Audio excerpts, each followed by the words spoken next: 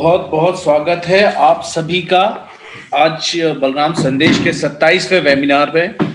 जैसा कि आप सभी को विदित है, जो पहले से हमारे इस वेबिनार की श्रृंखला में जुड़ते आए हैं, हम रबी 2020 और 21 के अंतर्गत अपना वेबिनार श्रृंखला चला रहे हैं, जिसमें आज हम इस वेबिनार 27वें वेबिनार में पहुंचे हैं।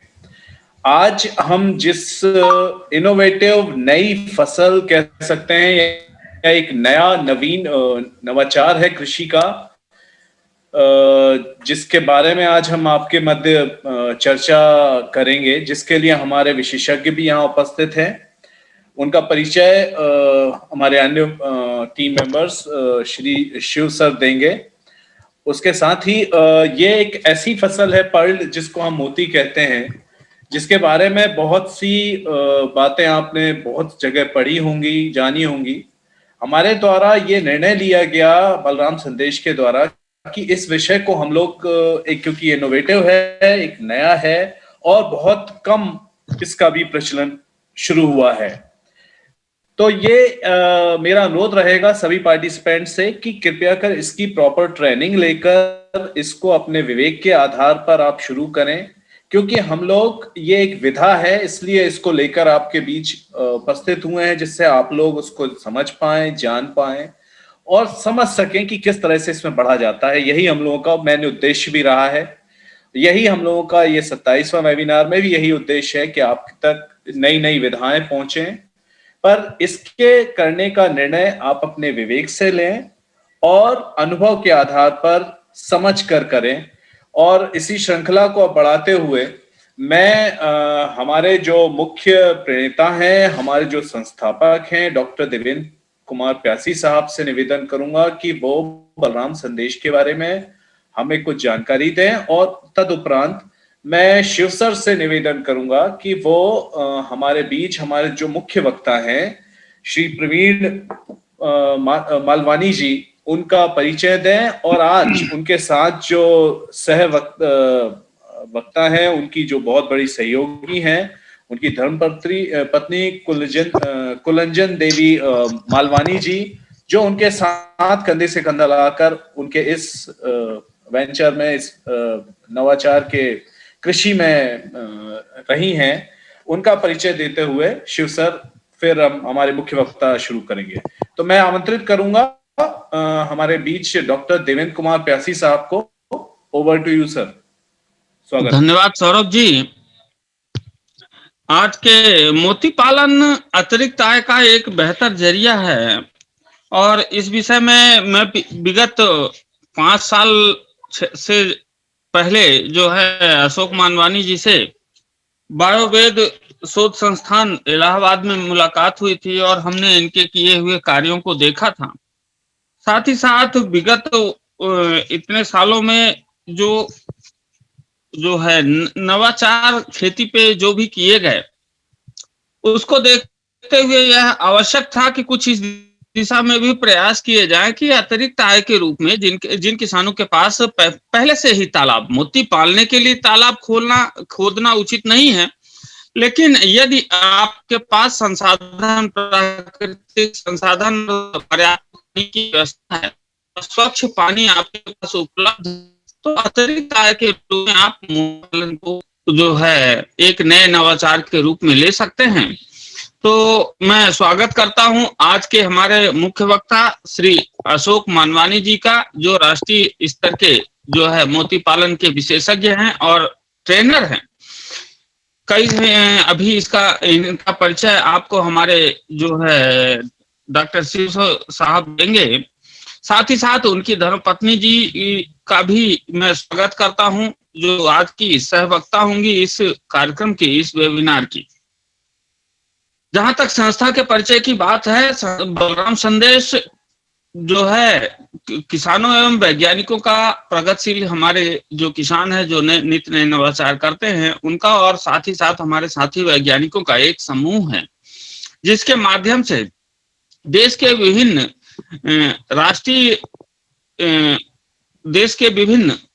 राष्ट्रीय स्तर के जो भी नवीन अनुसंधान कार्य हैं, नवीन अनुसंधान संस्थान हैं, जहां पर जो है विषय विशेषज्ञों के माध्यम से, हमारे वैज्ञानिकों के माध्यम से नित्य नए अनुसंधान हो रहे हैं।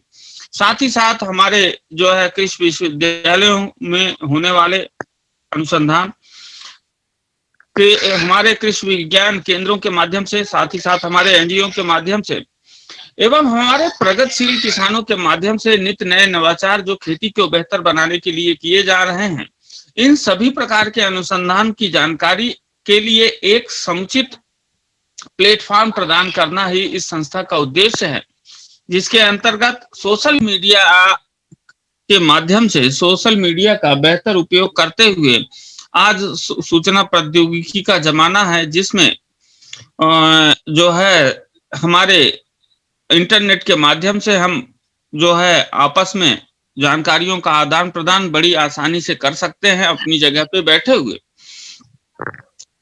इसमें बलराम संदेश विगत जो है 2015 से इस दिशा में उल्लेखनीय काम कर रहा है और किसानों को जो है उनके विषय से संबंधित, उनके खेती से संबंधित खरीफ, रबी और जायद में सभी प्रकार की फसलों की जानकारी, साथ ही साथ जो है खेती की उन्नत तकनीकी जानकारी एवं नए नवाचारों की जानकारी फेसबुक के माध्यम से, बलराम संदेश का फेसबुक का अपना पेज है, साथ ही साथ जो है व्हाट्सएप के विभिन्न समूहों के माध्यम से, यूट्यूब के माध्यम से, इंस्टाग्राम के माध्यम से, इन सभी नवाचार, इन सभी जो है सूचना प्रौद्योगिकी की तकनीकियों का बेहतर इस्तेमाल करते हुए किसानों को नई नवीन जानकारियों को उपलब्ध कराना ही इस संस्था का उद्देश्य है, जिसकी स्थापना वर्ष 2015 में की गई थी और तब से लगातार जो है यह संस्था किसानों के हित में, किसानों को नित्य नई नवीन जानकारियां किसानों के माध्यम से ही,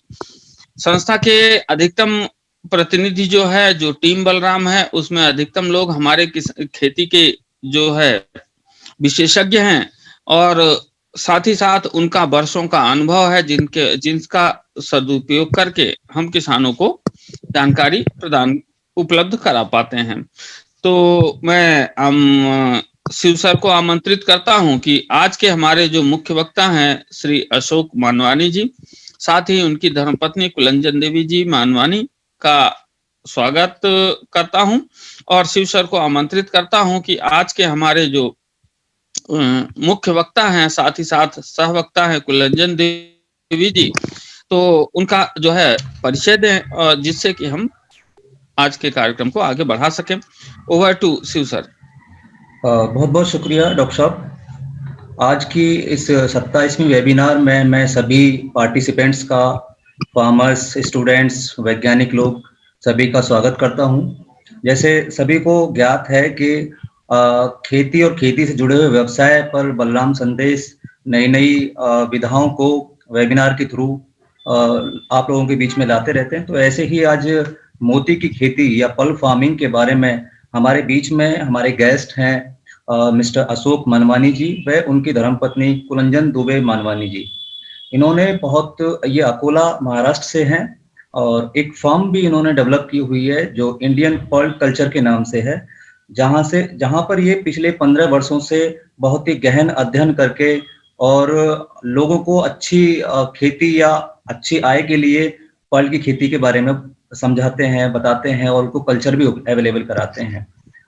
इन्होंने अपने ही सहयोग से अनेक जगह, देश के अनेक स्थानों पर ये कल्चर के जो सेंटर्स हैं डेवलप किए हुए हैं। जैसे थाने में महाराष्ट्र है, बहरूच गुजरात, बेंगलोर कर्नाटक, बेगूसराय बिहार और चित्रकूट इलाहाबाद यूपी में, रायपुर छत्तीसगढ़ में ये डिजाइन विकसित किए हुए हैं। इसके अलावा इन्होंने इस तकनीक को इस तरीके से विकसित किया है कि खेती के साथ साथ, मतलब पल्प फार्मिंग के साथ साथ मछली पालन भी किया जा सके।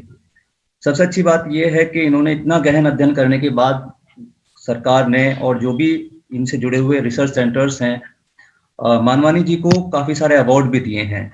जैसे भुवनेश्वर से अवार्ड मिला है innovative award centre institute of fresh water aquaculture, और ICR के द्वारा इनको मिला है नेशनल फार्मर अवार्ड 2011। मुंबई ये जो centre of institute of fish and education centre है, वहाँ से भी इन्होंने बेस्ट इनोवेटिव फार्मर का अवार्ड लिया है। और BIOVED 2015 में भी इन्होंने best innovative fresh water pearl culture का अवार्ड लिया है। तो कुल मिला के ये है कि बहुत अच्छी जानकारी इनके पास है। मैं समझता हूँ कि जितने भी पार्टिसिपेंट्स हैं आज अपने जो भी इससे रिलेटेड सवाल हैं या जो भी ये ज्ञान हमको देंगे, तो काफ़ी कुछ सीखने की ज़रूरत है। तो मैं अशोक मानवानी जी का स्वागत करता हूँ और इनकी धर्मपत्नी जी का भी। और ये हमारे पार्टिसिपेंट्स को जो भी आपके अनुभव हैं उनसे हमें ज्ञात करें। Over to you mister Manwani ji. Thank you sir. मैं क्षमा चाहूंगा, पत्नी जी तो बच्चों के साथ चली गई है, फार्म हाउस में से खाली करना पड़ता है हमें जल्दी से, BHU में है, यहाँ के रूल्स हैं। तो बाकी आप कुछ जानकारियां जो आपने दी हैं उसमें को मैं करेक्ट करना चाहूंगा। हम लोग ये जो आपको आर्टिकल दिया 15 सालों का, ये बहुत पुराना है, इसमें 15 साल लिखे हुए हैं, 8.5 साल पहले का आर्टिकल है और 23.5 साल हमें इस फील्ड में हो गए। और जो आपने सेंटर्स के नाम लिए, ये उस जमाने में हम मोती उत्पादन करते थे जब मोती के बारे में लोग जानते नहीं थे। वो सेंटर सारे के सारे ऐसे ही बंद हो गए। अब जाके वो बिहार की कहावत सिद्ध हो गई कि एक चना अकेला भार नहीं फोड़ता। अभी आप देखिए कितने भारत में मोती उत्पादन ट्रेनिंग सेंटर खुल गए हैं। तो आज ये मोती पालन शुरू हो गया है और आज भी हम ये चाहेंगे कि अभी देश 1% भी मोती उगा नहीं रहा प्रॉपरली। हम चाहते हैं कि मोती उगे, अच्छा क्वालिटी का होगे और निर्यात हो। हम विदेशों से कई करोड़ों रुपए के मोती आयात करते थे, चाइना से झगड़ा हुआ उसके बाद अब जाके हमें लग रहा है कि हमारे देश में मोती पालन आगे बढ़ेगा। तो सभी दर्शकों को मैं धन्यवाद दूंगा। बलराम, जो आप ये प्रोग्राम चला रहे हैं, मुझे बड़ी खुशी हो रही है कि आपके साथ किसानों के साथ जुड़ रहे हैं और जानकारियों को आदान प्रदान कर रहे हैं।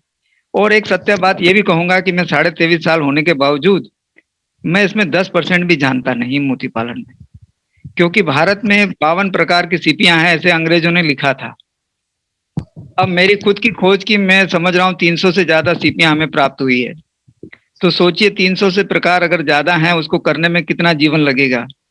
तो आज हम इसको चाहेंगे कि कई किसान जो है अपने गांव की सीपियों में रिसर्च करें और इन सीपियों की जो क्वालिटियां होती है वो अलग अलग होती है। कोई 10 ग्राम की होती है, कोई 15 ग्राम की होती है, कोई 20 ग्राम की होती है। इसमें आप सभी में मोती उत्पादन कर सकते हैं, क्योंकि ये इनोवेशन हमने कर दिया, इसके नेशनल अवार्ड भी हमें मिले। ये देखिए, ये टूल किट है हमारी, इसको हम आपको प्रेजेंटेशन में भी दिखाएंगे। ये टूल किट में यहाँ पे जो सिप रखी जाती थी और इसको खोलने के लिए ओपनर्स वगैरह बनाए, इसको इनोवेशन सरकार ने कहा और उसके बाद हमें इनोवेशन करने की आदत सी पड़ गई। तो हमने कई इनोवेशन किए और कई राज्यों में जाके इसको मोती उगा के हमने देखा कहाँ पे जल्दी उगता है, कहीं देर उगता है। और आप देख ही रहे हैं पूरे भारत में आज मोती उगा रहे हैं। डिजाइन मोती ही उग रहा है, गोल मोती अभी रिसर्च में है। तो मैं चाहूंगा कि आपको स्लाइड के माध्यम से समझाया जाए कि किस तरह से मोती उगता है और इसमें हम क्या क्या संभावनाएं देख सकते हैं। तो ये जो आप स्क्रीन पे देख रहे हैं ये डिजाइन बीट्स है। ये न्यूक्लियस होता है, जैसे हम गेहूं की खेती करते हैं तो गेहूं का दाना डालते हैं और ये वाला जो दाना है कैल्शियम कार्बोनेट का है। यानी अगर हम सिप के अंदर मोती उत्पादन कर रहे हैं तो मोती जो है कैल्शियम कार्बोनेट होता है। अगर कैल्शियम कार्बोनेट के अंदर कैल्शियम वाली कोई भी चीज डाल दी जाए तो वो मोती उत्पादन कर लेगी। जैसे ये जो आकृतियां दिख रहे हैं ये कैल्शियम कार्बोनेट की बनी हुई विभिन्न आकृतियां हैं। Next slide please. ये सिप है, ये जो फोटोग्राफ है ये हमारा बेंगलोर का है। ये सिप है, इसमें आपको विभिन्न प्रकार की सिपियां मिलेगी, कई काली मिलेगी, कई थोड़ी सी भूरी मिलेगी।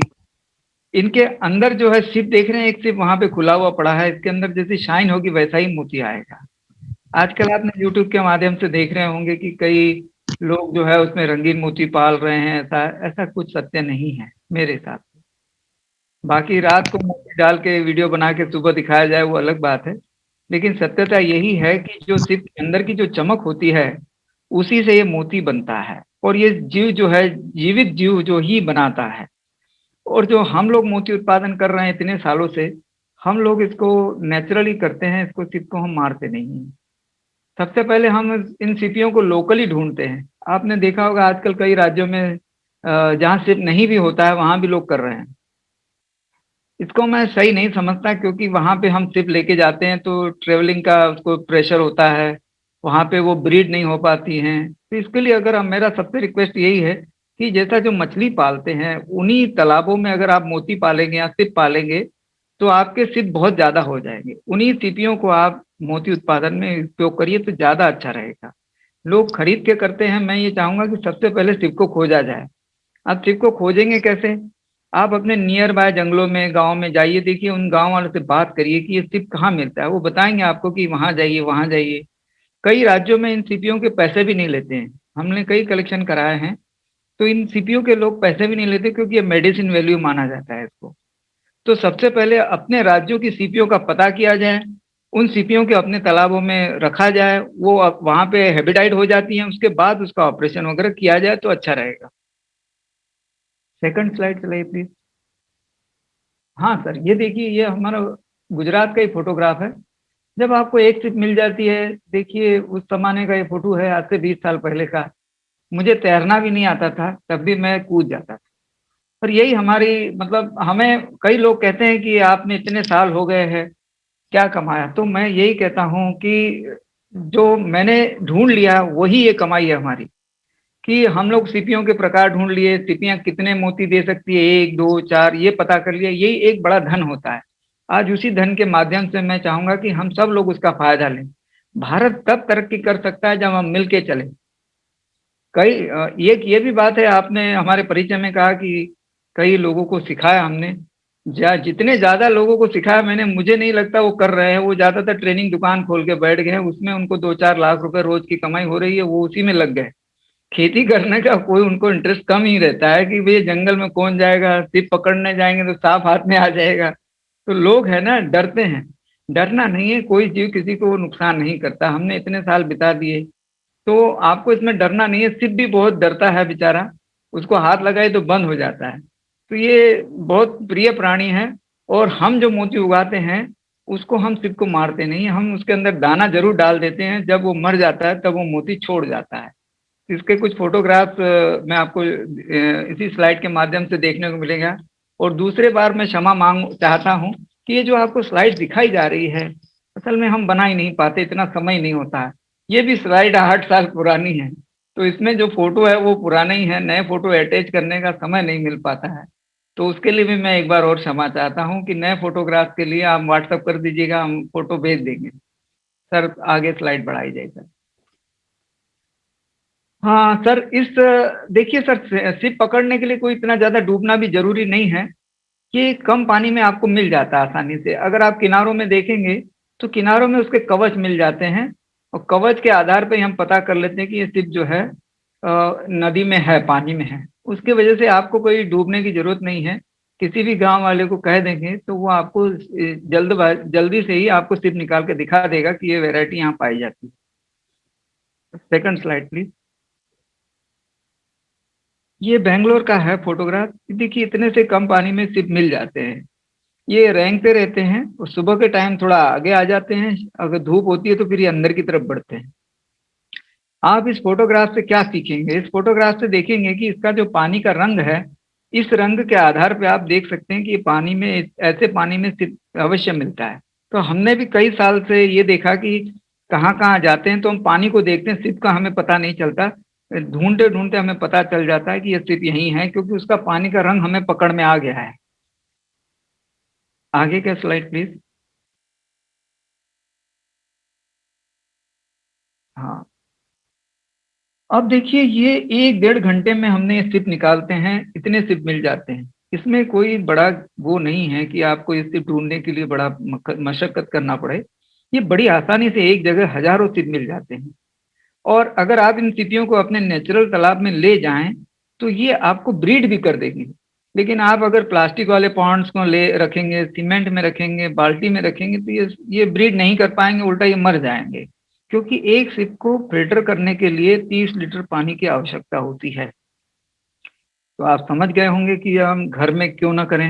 ये नेचुरल में करेंगे तो ज्यादा अच्छा रहेगा, कि नेचर में ये सिप बहुत खुश रहता है और अपनी ब्रीडिंग को आगे बढ़ाता है। तो आगे बढ़ते हैं सर, सेकंड स्लाइड।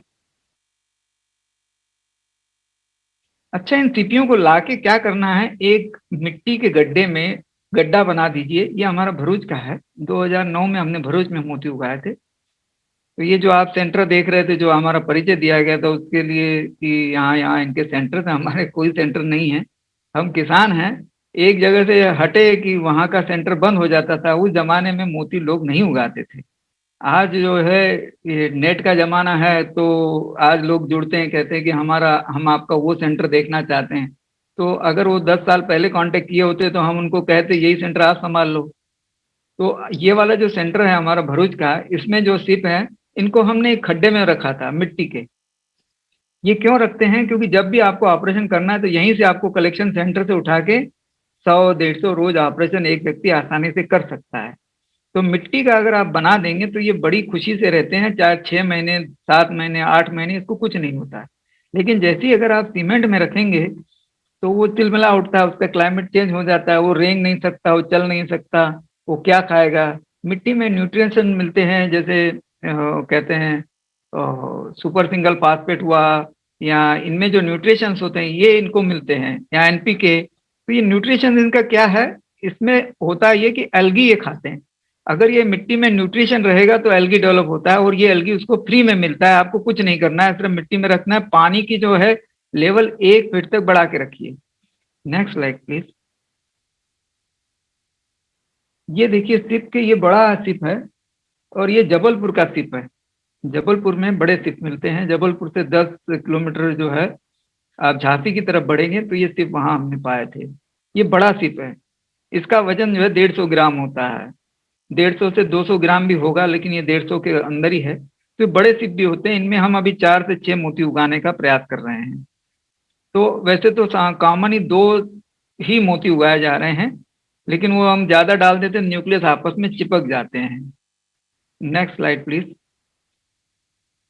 ये हमारा गोवा का है फोटोग्राफ है। ये वहां पे छोटे सिप हैं बहुत। तो ये छोटे सिपों में भी हमने मोती उत्पादन कंटिन्यू करते हैं।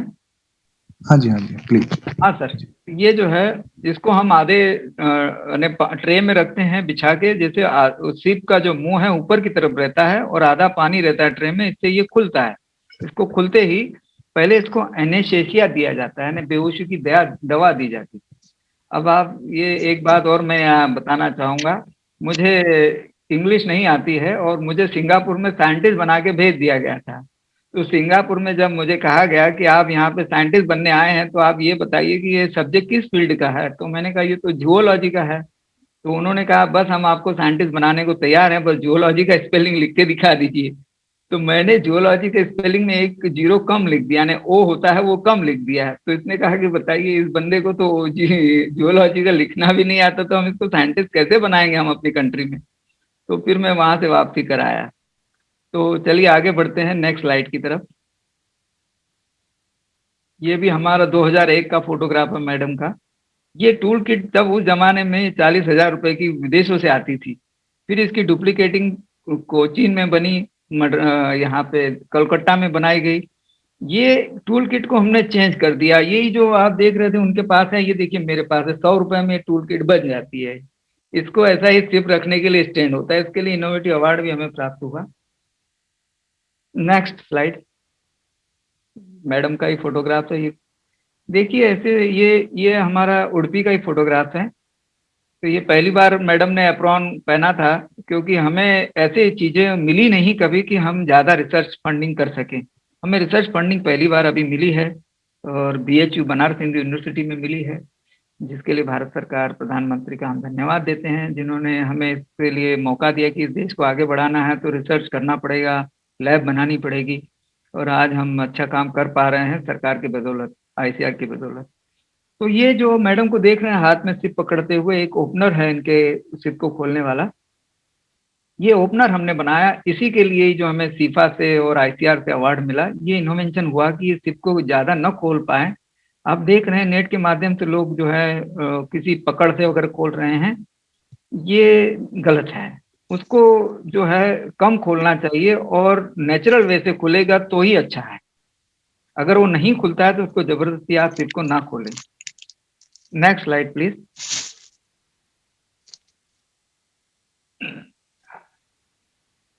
ये मैडम ऑपरेशन करते हुए, ये सारे फोटोग्राफ्स हमारे बड़े पुराने हैं, ये शुरुआत में हमने बहुत स्ट्रगल किया था उसी समय के हैं। ये यहाँ पे हम उस शिप को ऑपरेशन कर रहे हैं दोनों हाथों से। ये 100 रुपए की टूल किट मशीन, और देख रहे हैं हम भी आज भी वैसी ये मशीन है, इसमें कोई फर्क नहीं है। इसमें यहाँ रबड़ लगा रहता है जिससे ये शिप पकड़ के रखता है, और कुछ नहीं है। Next slide please.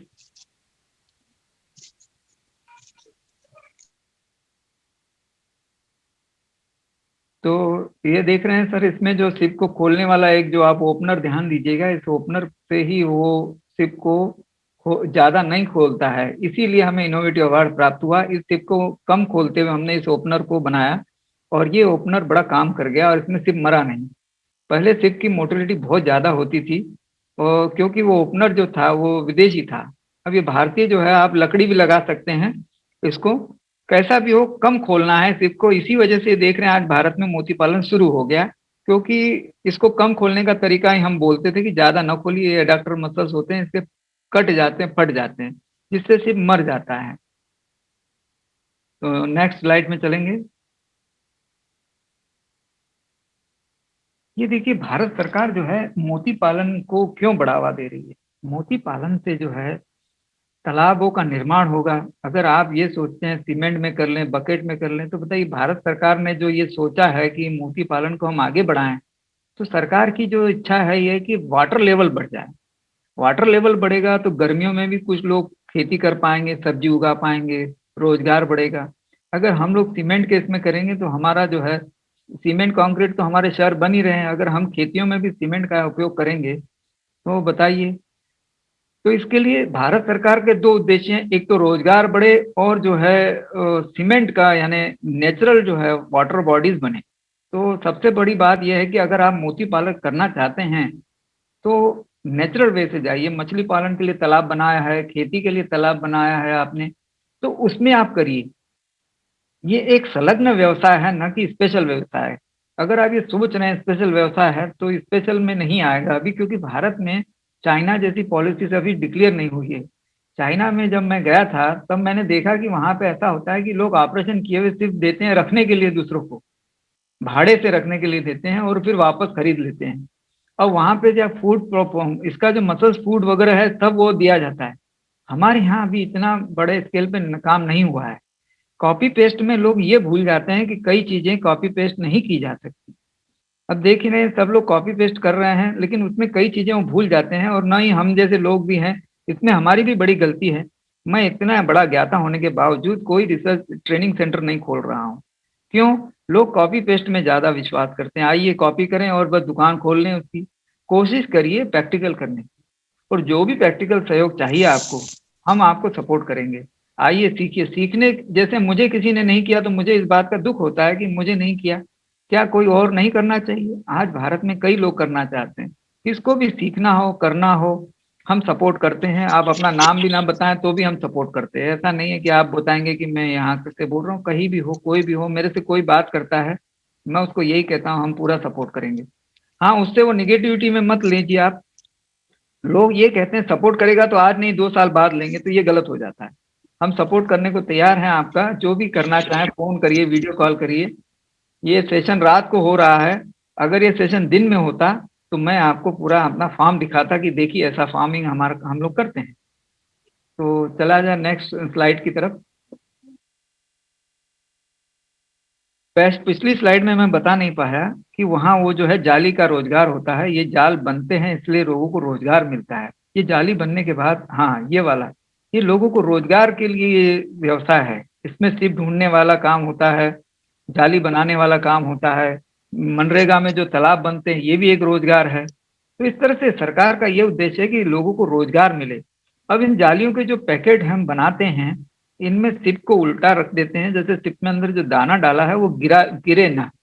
अगर आप उसे सीधा कर देंगे, जैसे हमें एक बात मैं और स्पष्ट कर दूं, हम कई सालों से मोती के पीछे पड़े हैं, लेकिन हमारे पास एक और तजुर्बा भी हमें मिला है जो किसी के पास नहीं है भारत में। 13 साल मोती नहीं आने का एक्सपीरियंस भी हमारे पास है। तो ये ऐसी गलतियां हमने की जिसकी वजह से मोती नहीं आया, और सरकार ने हमें काम करने से ज्यादा काम को न छोड़ने के लिए अवार्ड दिए। कि आपने जिस काम को कर रहे थे उसे नहीं छोड़ा, तो उस वजह से हमें ज्यादा अवार्ड मिले हैं, बजाय इसके कि काम करने की। सत्यता यही है।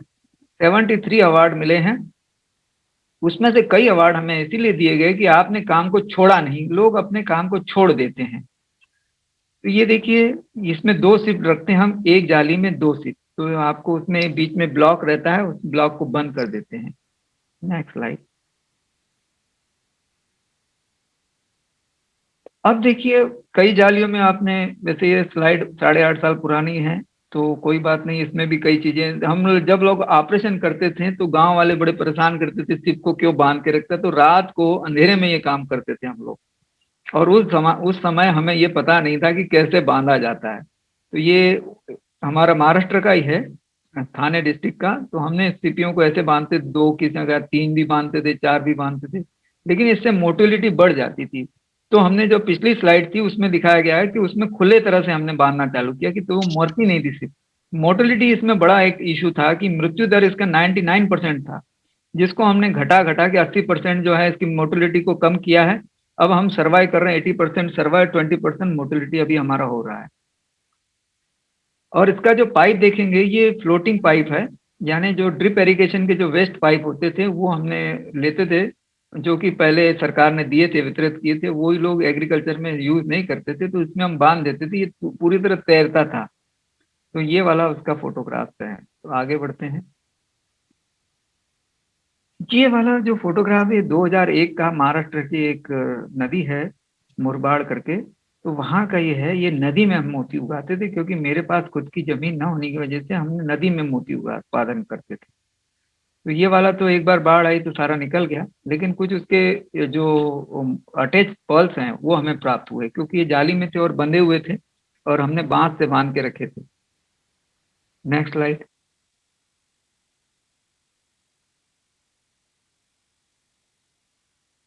इस स्लाइड में बहुत अच्छा देखने को मिलेगा, ये जो मैं बार बार कहता हूँ, जो शिप को भोजन, शिप को भोजन, इसके अंदर शिप का भोजन दिख रहा है।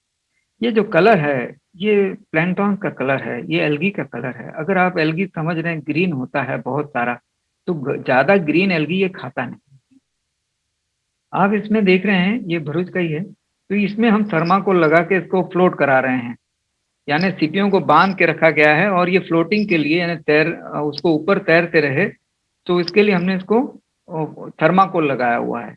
एक एक रस्सी में हमारे 1-1.5 हजार सीप रहते थे और बहुत वजनी सीप होते थे ये। तो ये जो है छोटा सा तालाब था, लेकिन इसके क्वालिटी पॉल बहुत अच्छे निकले, हमें भरूच में बहुत अच्छे पॉल प्राप्त हुए थे। Next slide. ये चित्रकूट का है, नानाजी देशमुख का आपने नाम सुना ही होगा, उनके कृषि विज्ञान केंद्र का है। वहाँ मछली पालन होता है, आज भी वहाँ मोती पालन का चल रहा है। हमने वहाँ प्रोजेक्ट चालू किया था, ICR के अंतर्गत मिला था हमें, तो कुछ समय वहाँ भी हमें काम करने का मौका मिला और आज भी वहाँ पे वो पॉल कल्चर चल रहा है। तो ये तालाब मछली के साथ मोती पालन का एक लाइव डेमो है, और इसके साथ सुअर पालन का भी इनका प्रोजेक्ट था, जिसमें अच्छा रिजल्ट आया, हमें पता चला। अगला स्लाइड प्लीज। ये भरूच का ही है। तो ऐसा है, इसमें इस फोटोग्राफ में मुझे बड़ी खुशी आती है अपने आप पे कि ये क्या है ना, इसको हम चावल की पॉलिश भोजन के रूप में देते हैं। ये जो भोजन खाता है चावल की पॉलिश, तो हम तो किसान थे नहीं, अब पिताजी तो किसान रहे नहीं थे, तो हम इसको ऐसे डालते थे, हमें पता नहीं था पानी में घोल के डालना पड़ता है। ऐसे ऐसे चैलेंजेस आए, गांव वालों ने हमें सिखाया कि ऐसे अगर आप चावल फेंकेंगे देंगे तो चावल मिलेगा कैसे, वो तो उड़ जाएगा। तो हमें ये सब सीखना पड़ा कि चावल को अगर पॉलिश को कैसे देते। चावल की पॉलिश आप समझ रहे होंगे, जो चावल हम जो बंद रहता है उसको हम अलग करते समय जानवरों के लिए चावल की पॉलिश यानी निकलती है उसका ऊपर का, और ये 10-15 रुपए किलो रहती है, ये जानवर को खिलाने के लिए बेची जाती है। ये मछली का भोजन है, शिप का भोजन, मछली का भोजन एक ही है। आगे बढ़ा जाए।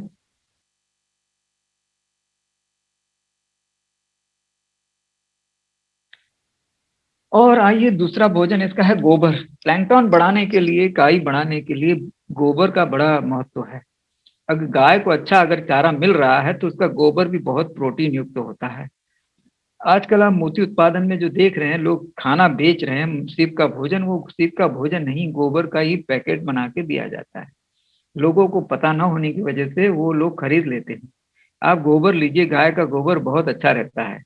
ये 1,000 रुपए किलो, आप लोगों को 2,000 रुपए किलो बेच के लखपति हो जाते हैं। सिर्फ भी बेचे जाते हैं वो। और आपको एक जानकारी दे दूं कि सिर्फ बेचना गैर कानूनी है, भारत सरकार के नियम हैं, लेकिन पुलिस वालों को जब तक पता नहीं तब तक आप घूमते रहिए, खरीदते रहिए, बेचते रहिए। लेकिन आपको लोकली लेना है, इस पे अधिकार है। आप लोकल लोगों से ले सकते हैं, जो आदिवासी उनसे ले सकते हैं, गांव वालों से ले सकते हैं, पैदा कर सकते हैं।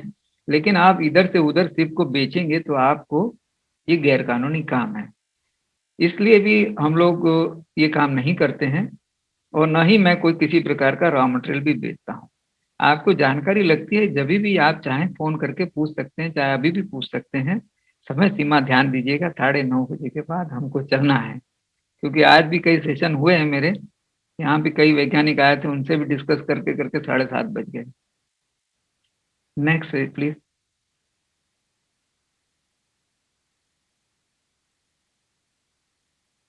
नेक्स्ट स्लाइड बढ़ाई जाए सर। ये बेंगलोर के हैदर अली टीपू सुल्तान का आपने नाम सुना होगा। उनके यहाँ काम करने का अवसर प्राप्त हुआ। पीछे वाली स्लाइड थी प्लास्टिक वाली। हाँ, ये बीबी कृष्णमूर्ति है, जो कर्नाटक के पर्ल कल्चर के साइंटिस्ट हैं। उनको हम सिखाते हुए, वो अलग बात है कि आज वो सभी ये कहते हैं कि हमें मनवानी जी ने नहीं सिखाया, और मुझे इस बात का दुख भी होता है कि भारत में मैंने 30,000 लोगों को सिखाया होगा, लेकिन मेरे पास 3 व्यक्ति नहीं है जो ये कह सकते कि मेरे गुरु अशोक मनवानी है। तो वो गुरु की परंपरा खत्म हो गई हमारे यहाँ। पहले एक जमाने में अंगूठा काट के दिया जाता था, लेकिन अभी गुरु को अंगूठा काट के देना पड़ता है, वो परंपरा आ गई है। तो ये जो है सिर्फ देख रहे हैं, ये जो एक तालाब है प्लास्टिक का, इसमें जो है मोती उगाए थे हमने, और ये सिर्फ जो है खरीदे गए थे। 40 रुपए का एक सिर्फ इन व्यक्तियों ने खरीदा था। यहाँ पे हैदर अली टीपू सुल्तान के फार्म का फोटो है। ये सिर्फ 40 रुपए का उन्होंने खरीदा था। तो बाद में मुझे संपर्क में आया, तो फिर मैंने उनको वहां पे करके दिखाया, और मैं वहां 1.5 साल रुका Karnataka. Next slide please.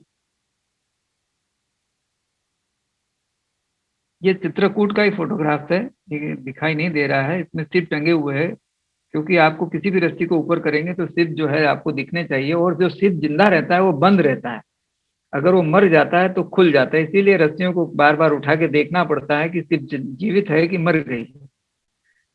Chitrakoot की मैं एक बात बताना चाहूंगा।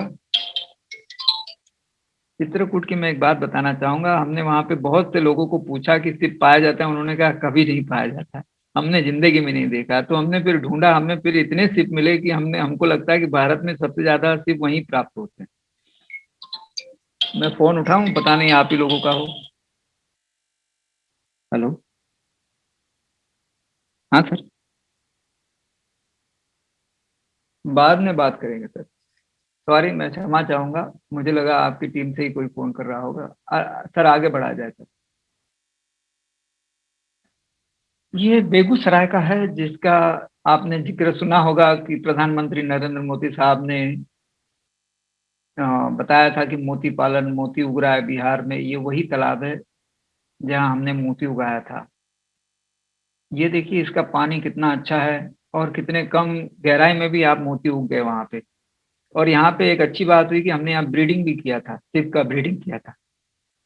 तो ये सिप की ब्रीडिंग कैसे होती है, ये कुछ चीजें तो हमने अपने अनुभव से प्राप्त की कि इसमें मछली होनी चाहिए। मछली अगर बड़ी रहेगी तो उसके स्किल पे जो एक चिपचिपापन रहता है, वो चिपचिपेपन पे जो है इसके सिप के अंडे वहाँ चिपक जाते हैं, और यही जो है सिप जो धीरे धीरे होके बड़े हो जाते हैं। तो मछली के साथ अगर आप सिप पालेंगे या मोती पालन करेंगे और नेचुरली करेंगे, तो आपको खुद ब खुद सिपियां भी प्राप्त होगी। आगे इस पेज में बढ़ते हैं सर। ये मेरी वाइफ कुलंजन दुबे मनवानी। तो ये मैडम जो है CIFE मुंबई में मोती पालन पढ़ाया जाता है। लोग ये कहते हैं कि मोती पालन भुवनेश्वर में पढ़ाया जाता है, लेकिन उससे बड़ा सेंटर मुंबई में है, किसी को पता नहीं। मुंबई में भी मोती पालन पढ़ाया जाता है। CIFE उसका नाम है, मुंबई में है वो, अंधेरी में। और भुवनेश्वर वाला तो सभी को पता है, CIFA। तो ये स्टूडेंट वहीं की थी और मैं सीफा का स्टूडेंट था। मुलाकात हुई, आजू बाजू के ही गांव में रहते थे। मैंने भी कई झूठ कहे इनसे कि हम तो मोती अच्छे उगाते हैं, लेकिन हमारा मोती उगता ही नहीं था। फिर पता चला कि चलिए अब काम किया जाए। जब सच पता चला तो फिर हम दोनों ने मिलकर काम किया। 13 साल काम करने पर राष्ट्रीय पदक प्राप्त हुआ मैडम को, जबलपुर से, जहाँ से आप लोग हैं। इसी राष्ट्रीय पुरस्कार का इंतजार मुझे था, क्योंकि कुछ कैश प्राइज था और बहुत पैसा था। मैं चाह रहा था ये पैसा मुझे मिल जाए तो मैं शादी कर लूं मैडम से। लेकिन दुर्भाग्य ये हुआ कि पैसा उनको प्राप्त हुआ और उनसे ही मुझे मांगना पड़ा शादी के लिए पैसा। चलिए आगे स्लाइड पे बढ़ते हैं। ये देखिए, दोनों को तैरना नहीं आता फिर भी कूद जाते। ये उसी का फोटो है। ये देखिए, शिप को चेक करते हुए, हमने झुंडों में भी करके देखा, मोटिलिटी होती है। ये झुंडों में रहते हैं। इसका मतलब ये था कि हम सोचा कि झुंडों में किया जाए, लेकिन मृत्यु दर रोक नहीं पा रहे थे। ये उसी का एक फोटोग्राफ है। आगे बढ़ा जाए। ये मैडम का ही फोटो है। वो देखते हुए, चेक करते हुए, तो हमने उनका फोटोग्राफ दिया था। इसमें बस आपको यही देखना है, जो भी हम फोटोग्राफ दिखा रहे हैं, आपको पानी की तरफ ध्यान देना है। पानी का रंग कैसा है, इसी रंग में ये जीवित रह सकता है सिर्फ। आगे बढ़ाया जाए सर। ये जो इसमें ब्रीड हुआ था सिप, तो वो हमने देखा पैर में लगा, तो हमने पता किया कि हमारे सिप जो है ब्रीडिंग हो चुके हैं। कोई भी प्रोजेक्ट में अगर आप 3-4 साल से जुड़े रहेंगे तो आपके सिप पैदा हो जाएंगे। आगे बढ़िए सर। अब आइए सर, ये हार्वेस्टिंग। ये देखिए, इसमें नेचुरलिटी से जैसे सिप मर जाता है वो खुल जाता है। और जो खुल गया है उसमें जिस प्रकार का आपने न्यूक्लियस डाला होगा, उसी प्रकार के आपको मोती प्राप्त होना शुरू हो जाते हैं। आपको मैं फिर से कहना चाहूंगा, आप वाटर के कलर की तरफ ध्यान दीजिए। पानी का रंग कैसा है, पानी के रंग से ही वो सिप जीवित होता रहता है। ये जो खाना है, इसी को यही पानी से मिलता है। ये जो रंग है, ये सुपर सिंगल फास्फेट डाल देंगे आप या गोबर डाल देंगे तो उससे ये रंग आ जाता है। आगे बढ़ा जाए। ये बेंगलोर का ही है। ये दूसरी तरफ का, ये प्लास्टिक पॉन्ड का है। इसमें भी कई मोटिलिटी है। इसीलिए हम कहते हैं कि प्लास्टिक पॉन्ड का इस्तेमाल ना करें, क्योंकि उसकी जो है तापमान बढ़ जाता है और न्यूट्रिशन उसको मिलते नहीं है। तो इसको जब हार्वेस्ट करते हैं, जो सिर्फ मर जाता है, उसके अंदर आपको पर्ल दिखाई देगा। आपको आगे आने वाले फोटो में दिखाया जाएगा। आगे बढ़ा जाए सर। अब जैसे देख रहे हैं, इसमें जो सिर्फ मर गया है उसके अंदर एक गणेश की आकृति दिखाई दे रही है। जैसा आपने दाना डाला होगा वैसे ही आपकी मूर्ति प्राप्त होगी। दोनों कवचों में एक साइड में एक सिर्फ एक मोती, इस तरफ एक मोती आपको आसानी से मिल जाएगा। तो ये ताजा ताजा जीवित मरा होगा सिर्फ, तो उसी का ये है। 2-4 दिन हो जाता है तो आपको ये पकड़ में आता है। अगर वो ज्यादा दिन पुराना हो जाए तो ये जो मांस है इसका, ये भी गुम हो जाता है, बैक्टीरिया इसको खा जाते हैं। तो खाली कवच आपको मिल जाएगा जिसमें आपको मोती चमकता हुआ दिखाई देगा। आगे बढ़ा जाए सर। ये देख रहे हैं सर, इस तरह से आपको जब सिर्फ मर जाता है तो आपको उसमें अटैच पर्ल दिखाई देना शुरू हो जाएगा। ये अच्छा लस्टर है इसके अंदर। ये लस्टर जो है 18 महीने से 2 साल लगते हैं। इसके लिए आप जो नेट के माध्यम से देखते हैं, एक साल में मोती उग रहा है, 6 महीने में, ऐसा कुछ नहीं है। 1-1.5 साल से 2 साल लग ही जाते हैं। आगे बढ़ा जाए सर। ये बिहार का ही पर्ल है, बेगूसराय का। तो इसमें जो है आपने जो न्यूक्लियस डाला था वो उसको अटैच हो गया है। आगे बढ़ा जाए। ये पर्ल जो है श्री कृष्ण का है। यही पर्ल मैंने 2012 में 10,000 रुपए का जबलपुर में बेचा था। इसकी हेडलाइन भी बनी थी उस जमाने में। ये कृष्ण का पर्ल है, श्री कृष्ण का है। तो इस तरह से अटैच हो जाता है। आगे बढ़ा जाए। इसके अंदर आप अगर न्यूक्लियस डालते हैं, अब ये न्यूक्लियस होता क्या है, न्यूक्लियस कैल्शियम कार्बोनेट होता है। अगर आप कोई भी कैल्शियम कार्बोनेट का या कोई दांत का कोई भी पार्ट इसके अंदर डाल देते हैं, तो ये वो उसको धीरे धीरे मोती की आभा, यानी इससे इसको सिप को क्या होता है, खुजली होती है, ईचिंग होती है। तो खुजली को बचाने के लिए वो अपना लस्टर उसके ऊपर डालना शुरू कर देता है, जिससे ये मोती बन जाता है। आगे बढ़ाया जाए।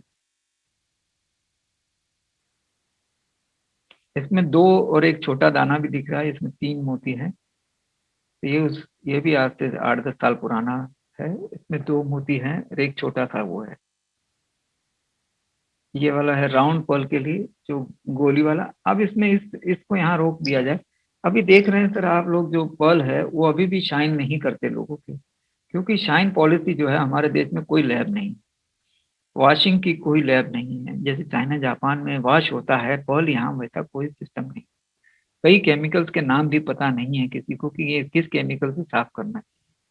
इसीलिए अभी भी जो पर्ल निकलते हैं उससे ज्यादा समय न रखें, क्योंकि वो धीरे धीरे व्हाइट होना शुरू हो जाते हैं। हमने कितने पर्ल उगाए और हमने उसको रख दिया तो उसके जो ऊपर से व्हाइट हो जाता है। इसमें देखिए 2 पर्ल है, एक बिग साइज का है, एक छोटे साइज का है। जैसा आप न्यूक्लियस डालेंगे वैसे आपको पर्ल आपको प्राप्त होना शुरू हो जाता है। ये बहुत छोटी सी पे उसमें भी अच्छा सुंदर मोतिया है लक्ष्मी का, ये कृष्ण भगवान का। ये दोनों क्रॉस है, 6786 है मेरे ख्याल से। ये गणेश जी का है, 786 है। अच्छा, इस स्लाइड को रोके रखिए, इसमें ध्यान दीजिएगा। आप देखेंगे एक टिप में 2 मोती है, तो इसमें एक क्यों है? दाने दोनों जगह डाले जाते हैं। कई बार वो सिप क्या करता है, अपने प्रेशर से उस दाने को बाहर फेंक देता है। इस वजह से कई बार एक मिलता है, कई बार एक भी नहीं मिलता है, ऐसा भी होता है। ये न समझा जाए कि उसमें न्यूक्लियस नहीं डाला गया था, न्यूक्लियस डाला जाता है। और वो सिप क्या करता है, अपनी कोशिश, उसकी ज्यादा से ज्यादा कोशिश यही रहती है कि वो दाना उसको फेंक दें और उसको न बनाने की झंझट मिले। और ये दाना नहीं फेंक पाता है, तब ये जाके मोती बनाना शुरू करता है। इसमें 45 दिन उसको पहली प्रक्रिया में यही रहता है कि इसको बाहर फेंक दिया जाए। तो इस स्लाइड में ये देखिए, ये एक सिप में एक ही मोती दिख रहा है। आगे बढ़ा जाता है। ये ऐसे ही अपन साहब है, ये हमारे चित्रकूट के प्रोजेक्ट पे आए थे उद्घाटन करने के लिए। आगे बढ़ाया जाए सर, आगे बढ़ाया जाए। ये वाला जो है ये समस्तीपुर का है, बिहार का है। समस्तीपुर से समस्त भारत का हमने नारा दिया था।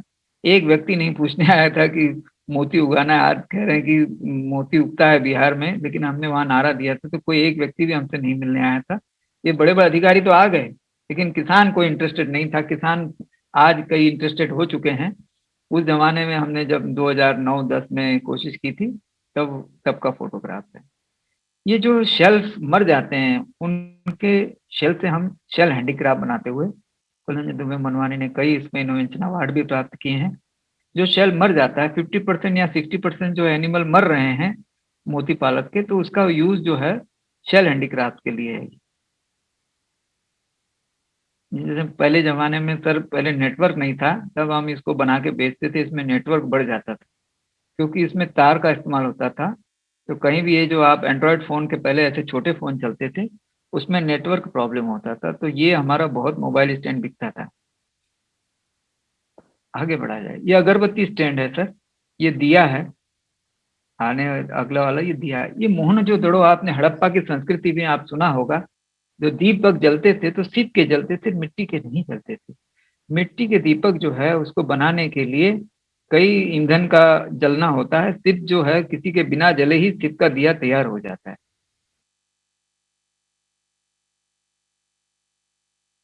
ये सब हैंडीक्राफ्ट हैं। ये अगरबत्ती स्टैंड है। ये जो स्मोकिंग के लिए जो है वो है, इसमें पेन वगैरह रख सकते हैं, वो है। कुछ ये इनोवेटिव अवार्ड का फोटोग्राफ है। ये जबलपुर का ही है। ये फोटोग्राफ में मैडम को प्राप्त हुआ अवार्ड। ये सीफेक ने अवार्ड प्राप्त दिया हमें, सैयपन साहब है।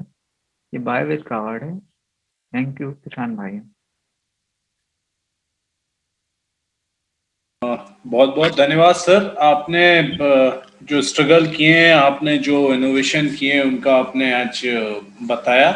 अब मैं थोड़ा आमंत्रित करना चाहूंगा डॉक्टर प्यासी साहब को, वो कुछ शब्द कहें सर की प्रेजेंटेशन पर। डॉक्टर प्यासी साहब।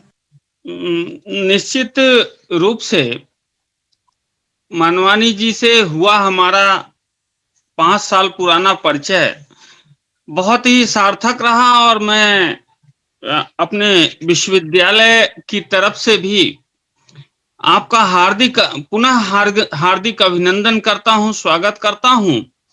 और जैसा कि आपने बताया कि आपको सपरिवार जो है हमारे विश्वविद्यालय जो प्रथम पुरस्कार मिला वो हमारे जवाहरलाल नेहरू कृषि विश्वविद्यालय की तरफ से प्राप्त हुआ। मैं विश्वविद्यालय के समस्त पदाधिकारियों का शुक्रगुजार हूं कि उन्होंने आपके प्रतिभा को पहचाना और जिसके परिणाम स्वरूप आपको जो है इनकरेजमेंट मिला। आप में एक लगन जो है इस विधा के प्रति जो अपने आप में अछूती है, बहुत कम लोग इसमें पारंगत हो पाते हैं। और जैसा कि मैं जानता हूं आपके विषय में, और जैसा कि आपने भी बताया कि 23 साल लगे आपको इस मुकाम को हासिल करने में, और लगभग पूरा देश आपने भ्रमण किया है। साथ ही साथ मोती पे आपके अनुसंधान जो आपने मोती से सीखा और जो आज जिस मुकाम पे हैं कि आप बीएचयू में बैठ के और भारत शासन के प्रोजेक्ट्स जो है डील कर रहे हैं। साथ ही साथ जो है जैसा कि हमारा आपका पिछले रविवार को चर्चा हुआ कि हमारे प्रदेश में भी इसकी बहुत अच्छी संभावनाएं हैं और हमारे किसान जिनके पास चाहे वो सिंघाड़े की खेती करते हो, चाहे वो कमल के फूल की खेती करते हो, चाहे वो मछली पालन करते हो।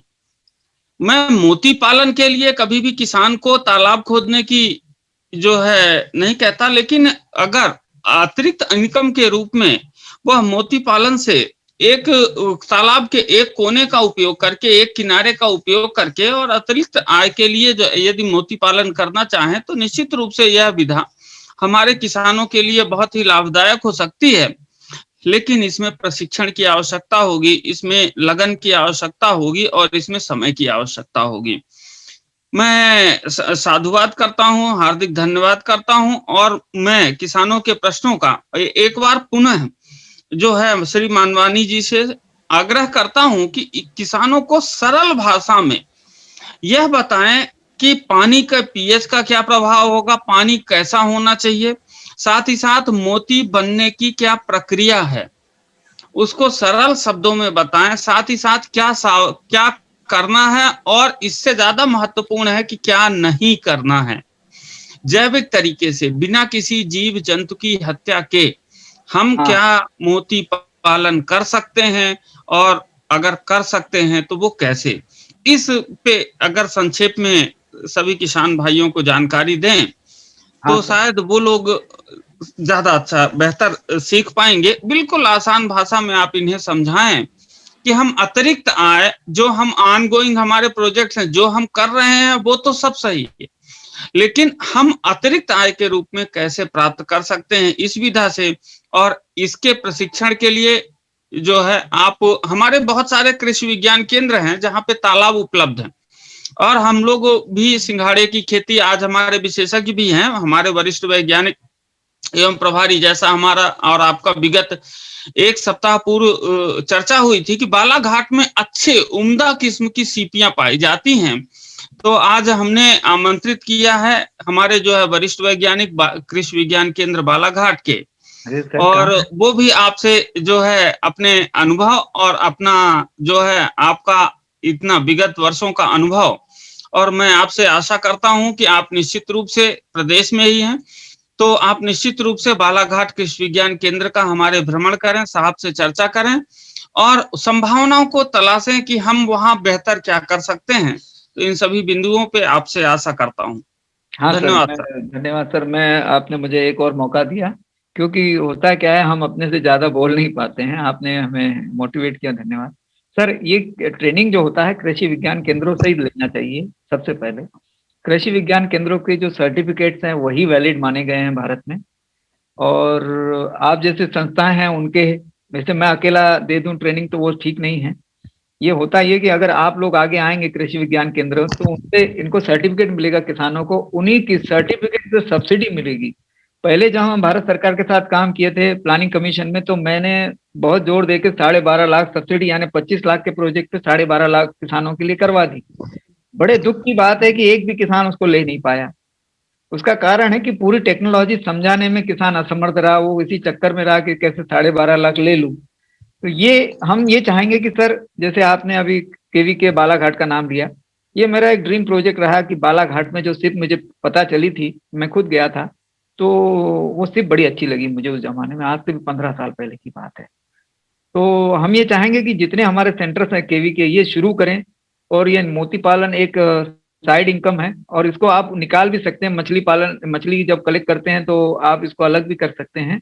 और अगर सभी सेंटर अगर खोलेंगे तो धीरे धीरे मोती पालन बढ़ेगा।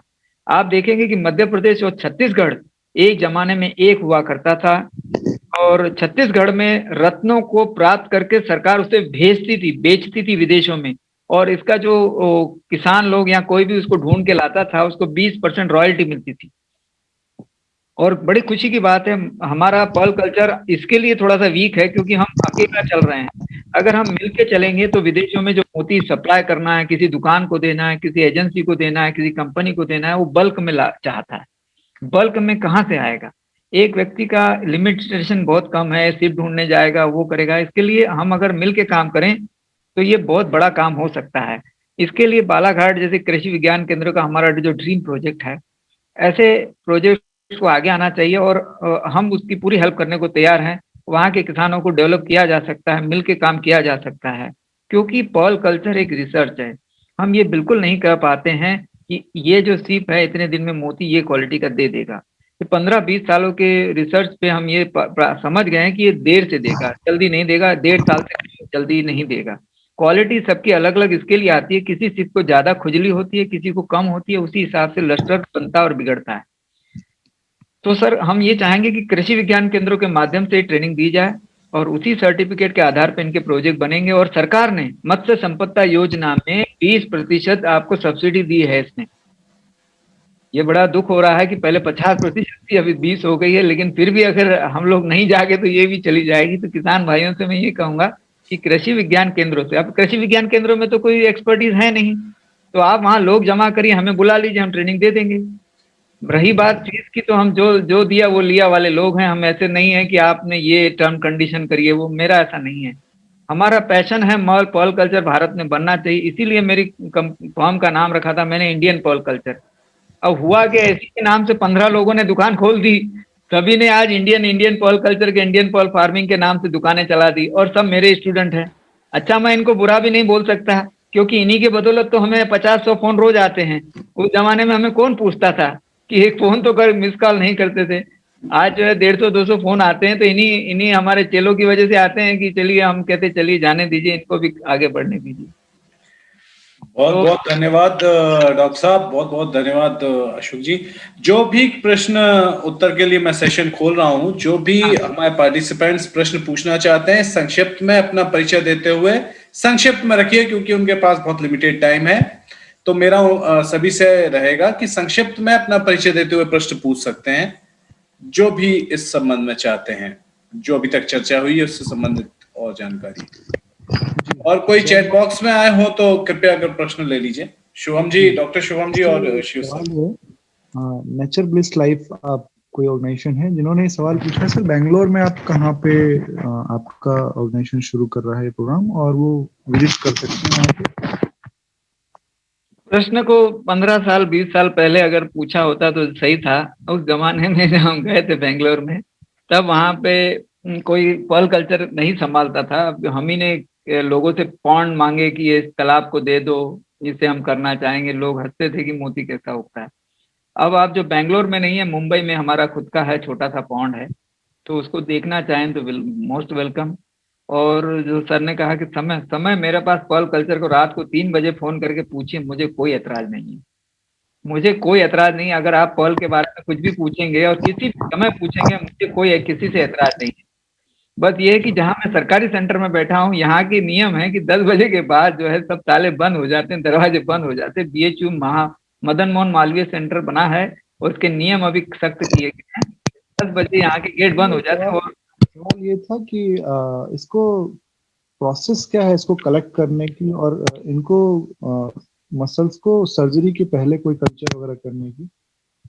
देखिए, ये जो है मसल कलेक्शन कैसा होता है, सिप को पकड़ना है। अगर आप किसी भी नदी में जाएंगे तो अपने पैरों से टटोलना है कि वहां सिप है क्या।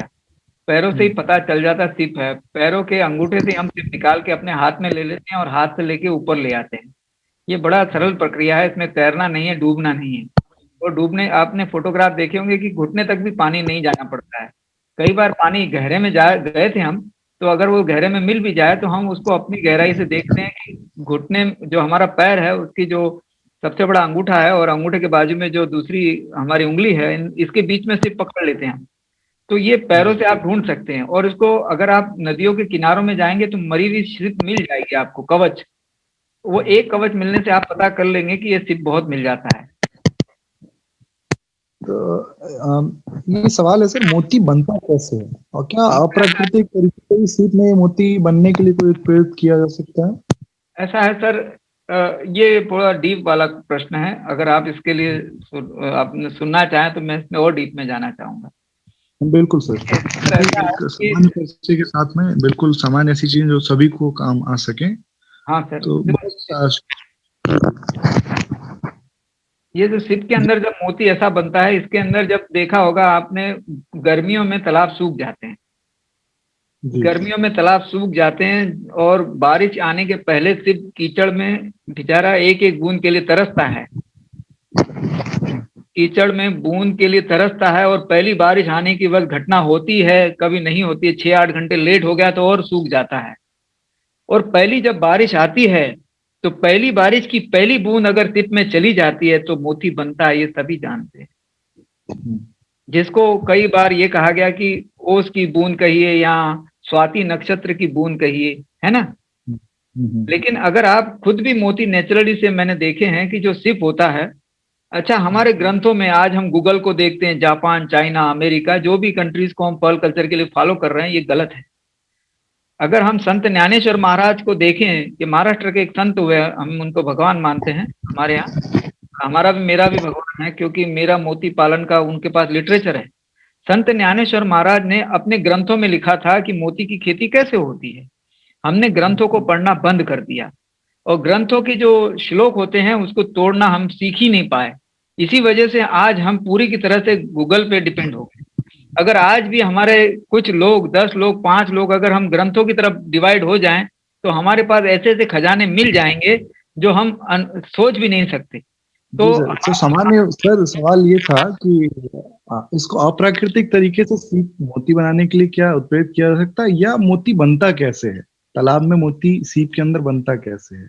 इसके अंदर सर मैं आपको दिखाना चाहूंगा जी। इसके अंदर जो कवच जो है, एक कवच इसके अंदर जो है, कवच के अंदर जो है, इसमें कोई दाना फंस जाता है तो यहाँ पे वो मोती के लस्टर शुरू हो जाता है। देख रहे हैं सर? बीच में। हाँ सर, तो जहां जैसा वो अटक जाता है उसमें वो मोती के अंदर जो है लस्टर, देखिए इसका रंग अलग है, इसका रंग अलग है। तो ये जो है इसी के लस्टरी को धीरे धीरे बनाता है। ये कैसे है? इसके अंदर कोई भी दाना आप डाल देंगे जीवित सिप में, इसको आप अगर कवच को खोलते हुए, इसका मांस होता है अंदर, उसके अंदर इंसर्ट कर देंगे तो इसको खुजली होती है, सिप को, जीवित सिप को खुजली होती है, ईचिंग होती है। वो ईचिंग को दूर करने के लिए वो सिप के दाने के ऊपर, दाना उसको थोड़ा सा खुजली टाइप लगता है, खुजाता है, तो धीरे धीरे लस्टर बनाना शुरू करता है आफ्टर 45 डेज। पहले नहीं, 45 दिन तक वो निकालना कोशिश करता है। अगर वो नहीं निकलेगा तो उसको दाने को लस्टरी बना के अपने शरीर के ऐसा मुलायम त्वचा बना देता है जो उसको चुभे ना। इसी को इंसान मोती कहता है, जो वो कंकर चुभे ना, उसी को मोती कहते हैं। ये एक नेचुरल प्रोसेस है। हाँ सर ये पानी का जो पीएच होता है, इसका सीप के जीवन बहुत अच्छा प्रश्न पूछा। यही मैं सर पीएच का फुल फॉर्म नहीं जानता। अब मैंने 13 साल मोती उगाया तो मैं इसी पीएच के चक्कर में 13 साल खराब हो गए। अब सर पीएच का मैं बहुत अच्छा सोर्स बताता हूँ। आप लोकल सिप लीजिए और आप अपने यहाँ पालिए। कहाँ से पीएच की दिक्कत आ गई? सब हम दिक्कत कहाँ आती है सर, जब हम दूसरे राज्यों से सिप खरीदते हैं तो उसी राज्य का, उसी तालाब का सिप का पीएच होगा, तब हम फंस जाते हैं। तो सबसे अच्छा ये है कि हम अपनी सिप लें, पीएच से छुटकारा। अच्छा पीएच अगर चेंज है तो क्या कर लेंगे आप? क्या कर लेंगे? पीएच अगर उसके मान का नहीं है क्या कर लेंगे? अच्छा पीएच की देखिए बड़ी बड़ी गेम है। अगर आप राजकोट में जाएंगे गुजरात में, वहां का बहुत खारा पानी है, वहां भी सिप है। तो हम अगर उसको लाएंगे तो दिक्कत हो जाएगी, वो सिर्फ आपके राज्य में आएगा तो उसी पीएच में रहना है, तो ये गड़बड़ ना करें।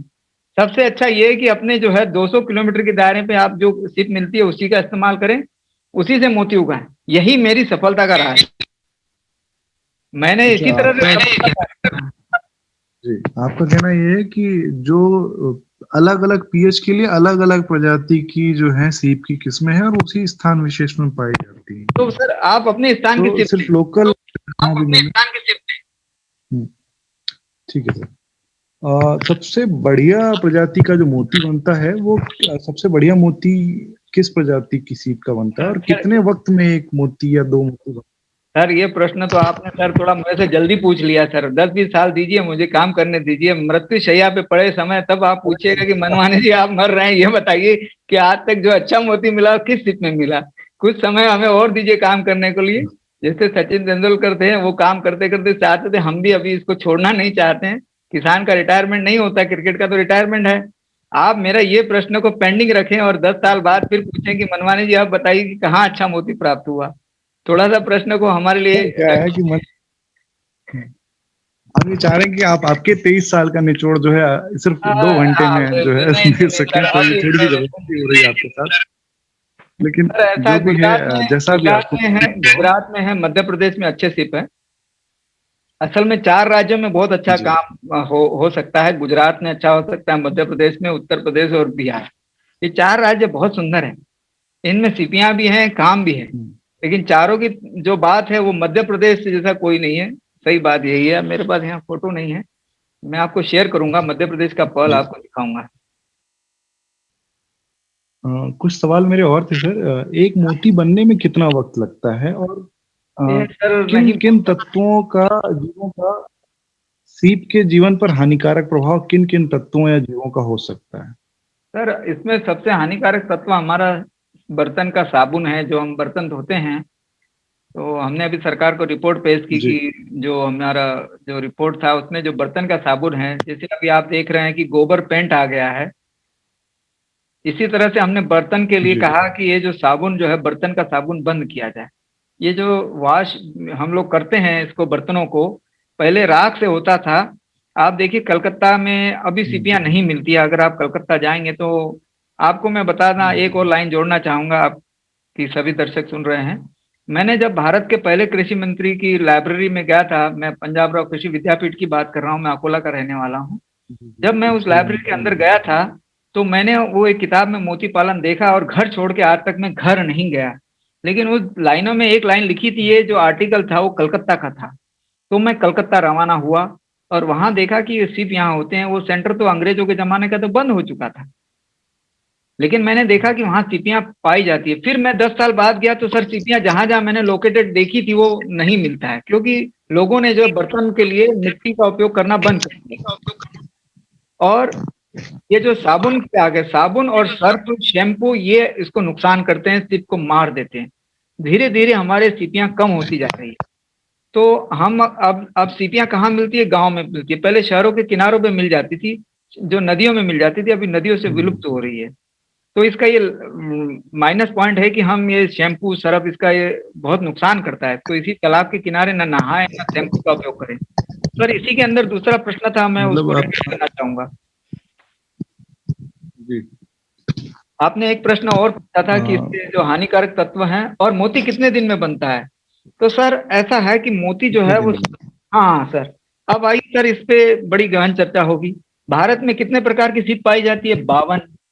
52 क्यों सर? अंग्रेजों ने भारत सरकार के लोगों को, वैज्ञानिकों को 52 बता के चले गए। अब मैंने तो 300 से ज्यादा ढूंढ ली, तो सर 52 नहीं है। अब जो सीप है उस पर अध्ययन होना चाहिए कि कौन सी सीप है, कितने दिन में देगी, इसका डाटा अभी नहीं है। जो कुछ मेरे पास है मैं समझता हूँ 10% भी नहीं है। मैंने इतने साल बिताए लेकिन अकेला था। तो अभी कई लोग कर रहे हैं। अगर हम डाटा बनाना चाहें तो डाटा अच्छा बन सकता है कि कौन सी सिप में कितने दिन में मोती बनेगा। वैरायटी अलग अलग है, स्पीसीज डिफरेंट है। अगर हम एक स्पीसीज की बात करें, अभी तक हमें स्पीसीज का डीएनए का कोई हेल्प नहीं है कि अगर हम सिप का कोई डीएनए कराना चाहें तो कोई किसान को हेल्प नहीं है। अगर आपको कोई मेडिसिन मिलती है आप डीएनए करा लेंगे, कोई हेल्प नहीं है उसके लिए। आप डॉक्यूमेंट भर सकते हैं तो ही डीएनए कर सकते हैं। यानी एक किसान पढ़ा लिखा होना चाहिए। और ये दिक्कत है कि आदमी काम करे कि पढ़ाई करे। ये तो मेरा सौभाग्य जो मेरे को पढ़ा नहीं, फिर भी मुझे इतने आप लोगों ने सम्मान दिए और यहाँ तक पहुंचा दिया। कम से कम यहाँ बैठ के मैं ये तो बोल सकता हूँ, सच तो बोल सकता हूँ कि अगर हम सिप में जो अगर डीएनए कराएंगे तभी इसके खुलासे होंगे कि किस प्रजाति का है। अच्छा, भारत में आप देखेंगे कि प्रजातियां जो पाई जाती हैं वो कहाँ से आई। ये सारी प्रजातियां जो है 99% जो है कलकत्ता से आई। पहले लोग मछलियां खरीदते थे, वहां से उनके बीज खरीदते थे, उन्हीं से सब प्रजातियां फैल गई। अब ज्यादातर स्पीसीज जो है कलकत्ता वाले बंगाल में जो पाई जाती हैं वही भारत में पाई जाती है। आप अध्ययन करिएगा तो पता चलेगा। ठीक है सर, आगे बढ़ते हैं सर। बहुत बहुत धन्यवाद। सर सवाल जी ये शोम जी। सीप जिंदा, जी सीप जिंदा है या मरा है, इसकी गणना कैसे की जा सकती है? सर जो सिप रहता है वो जिंदा रहता है, वो बंद रहता है, बंद रहता है, और जैसे मर जाता है तो सर वो खुल जाता है, ऐसा खुल जाता है। अच्छा। और एक जो सर आपने ये बीच में कई सारी कलाकृतियों वाले मोती दिखाए थे, तो सवाल ये है कि विभिन्न कलाकृतियों वाले मोती बनाते कैसे हैं? सर बड़ा सिंपल है सर। मैं इसकी डाई होती है, उसका न्यूक्लियस होता है, मैं दिखा देता हूँ सर।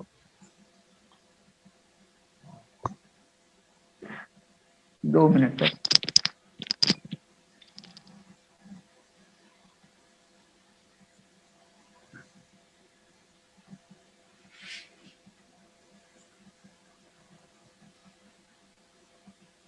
हाँ हाँ, कटा हुआ सर। इसमें जो न्यूक्लियस होता है इसमें आकृतियां बनी रहती है, उसी आकार से ये मोती बनता है।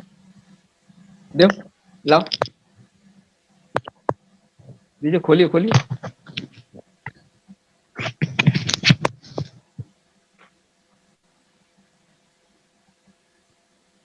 रखो रखो। जी, तो जैसा सर आपका आपका वो कहना था कि मोती जब सीप जब मर जाता है तब खुलता है और तब आपको ये मोती दिखाई देते हैं। तो हाँ ये सर। सांचा अंदर कैसे जाता है? सर ये साँचा जो है जिंदा सिप या में डालना पड़ता है, उसके कवच को हटाते हुए ये जो साँचा दिख रहा है ये कैल्शियम कार्बोनेट का है। इस पे कई आकृतियां, यहाँ हम देखेंगे, आप आकृति दिखाई देगी जो हमने पहले स्लाइड में दिखाई थी।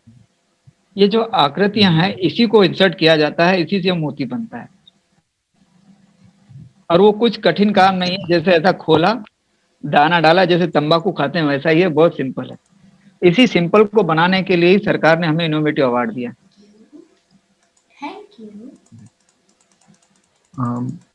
ये सवाल है कि दक्षिण भारत में गर्मियों में तालाब सूख जाते हैं, तो सीप को बचाए रखने के लिए क्या उपाय किए जा सकते हैं गर्मियों के वक्त?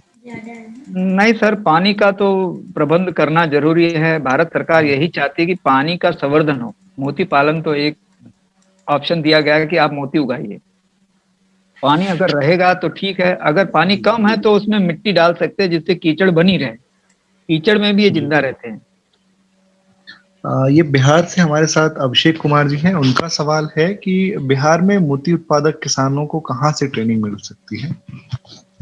अरे सबसे पहले हम कृषि विज्ञान केंद्रों को ही पास जाएं, 25 लोग 30 लोग जाएं, सारा भारत सरकार पूरा खर्चा उठाती है। सबसे अच्छा वाला यही सेंटर है, फ्री में ट्रेनिंग मिलता है।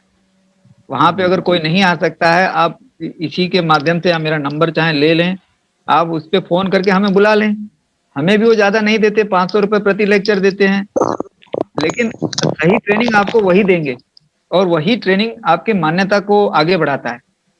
दूसरा, हम जो, मेरा भी एक सपना था कि 20 साल से मैं जो सोचता हूँ कि मोती की ट्रेनिंग कैसे दें, तो सर हमने यहाँ बनारस हिंदू यूनिवर्सिटी में जो प्रोजेक्ट चालू किया है, अपने आइए, अपने हाथ से मोती उगा के जाइए, अगले साल आइए अपने मोती उठा के जाइए। ये होता है ट्रेनिंग, पूरा 1 साल लगेगा। ये ट्रेनिंग का सपना लेके मैं पैदा हुआ कि मैं ऐसा ट्रेनिंग सेंटर खोलना चाहता हूँ जहाँ स्टूडेंट आए, मोती की ट्रेनिंग लें और जो मोती का ऑपरेशन किया वो रख के जाए मेरे पास। जब वापसी आए अगले साल तो कहें कि सर वो मेरे मोती दे दीजिए जो मैंने आपके यहाँ ट्रेनिंग में उगाए थे। तो ऐसी ट्रेनिंग का सपना लिए आए और कोरोना ने थोड़ा सा लेट कर दिया, नहीं तो सर हम ही ट्रेनिंग आपको, किसानों को आगे बढ़ाते। लेकिन कोई बात नहीं है, अभी फोन के माध्यम से आप जानकारी लें। जब तक कोविड है, आने और जाने का प्रयास न करें। आप सुरक्षित हैं तो देश सुरक्षित है। तो आप फोन से हमसे जो चाहे वीडियो कॉल करके पूछ सकते हैं। कोई इसमें बड़ा ज्ञान नहीं है, बहुत सिंपल है। लेकिन हम लोग, मेरा एक ही उद्देश्य है कि हम क्यों बोल रहे हैं सबको करने के लिए। उसका एक प्लस माइनस पॉइंट ये है कि मैं अकेला करूंगा तो मोती बिकेगा नहीं। जब हम सब लोग करेंगे तो एक यूनिटी होगी, एक बड़ा मार्केट डेवलप होगा, हम विदेशों में किसी मार्केट को दे पाएंगे। अभी हमने इतने सालों में क्या किया सर पता है? हमने 1-2 हजार मोती उगाए हर साल। 1-2 हजार उगने में तो क्या होगा? कौन सी क्रांति आ जाएगी? तो अब क्रांति तब आएगी जब हम संगठित होकर काम करेंगे। तो संगठन हमारे जब एक एक कड़ी को जोड़ेंगे तो संगठित हो जाए, अच्छे लोग मिलेंगे सर। मैंने 18 प्रोजेक्ट किए, 18 प्रोजेक्ट में मुझे कोई किसी पार्टनर ने मुझे कोई हिस्सा नहीं दिया, तो क्या सर मैं अच्छा ही छोड़ दूं? ऐसा नहीं है सर, अच्छे लोग आज भी हैं। मैं अच्छा तो जग अच्छा, उन्होंने नहीं दिया तो नहीं दिया। जी अशोक जी, ये एक सवाल है मेरा, मोती पालन के लिए इकोनॉमिक्स क्या रहेगा एक साल भर का, और महीने वाइज में ये कौन सा महीना बेस्ट रहेगा जिसमें हम मोती पालन की अगर सोचते हैं तो खेती शुरू कर सकें? सर जब सिर्फ मिल जाए तभी ये मोती उगना चाहिए। किताबों में लिखा है जून, जुलाई, अक्टूबर, नवंबर, ये सब मैंने कभी फॉलो नहीं किया सर। सिर्फ मिल गया, मैंने उसको दाना दे दिया, वो अपना काम करते रह गया, हम अपना काम करते रह गए। एक ये हो गया। और एक एक एकड़ तालाब, अगर हमें इकोनॉमिक्स की बात करनी हो कि इसमें क्या लागत आती है और किन किन एसेट पे हमारे खर्चे होते हैं, तो 1 एकड़ तालाब या उसके आसपास आप जो भी किसी भी इकाई पे एक बता सकें क्या खर्च आता है? मैं सबसे पहले पढ़े लिखों से क्षमा चाहूंगा। हमारा भारत सोने की चिड़िया था, बिना प्रोजेक्ट के प्रोजेक्ट में सोने की चिड़िया था। प्रोजेक्ट कोई नहीं बना था, उसके जेब में जितना था उसने दाना खरीदा, जो भी खरीदा उसको खेती किया। तो सर आप एक मोती को उगाने के लिए 30 रुपए का खर्चा आता है। एक सिप लिए 2-4 रुपए का, 2-5 रुपए का दाना लिए, 4 रुपए की जाली लिए, 15-16 रुपए खर्चा आ गया, 10-15-20 रुपए उसको मेंटेनेंस खर्चा आ गया। 30 रुपए आपको प्रति मोती उत्पादन में खर्चा आता है। आधे मोती मर भी जाए तो एक मोती पे 30 रुपए खर्चा आता है। बड़े स्केल पे न जाए, छोटे में जाए। जैसे हम घर में मुर्गी पालते हैं, बकरी पालते हैं, गाय पालते हैं, वैसे एक मोती पाल लें तो क्या इसमें दिक्कत नहीं है अगर हम सिंपल वे से जाएं।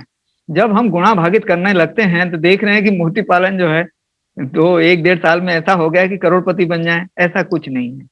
और मैं उन ठगों से आपको रोकना चाहूंगा कि मोती पालन क्या ट्रेनिंग देने वालों को ये सोचना चाहिए कि वो खुद नहीं कर रहे हैं, ट्रेनिंग देंगे।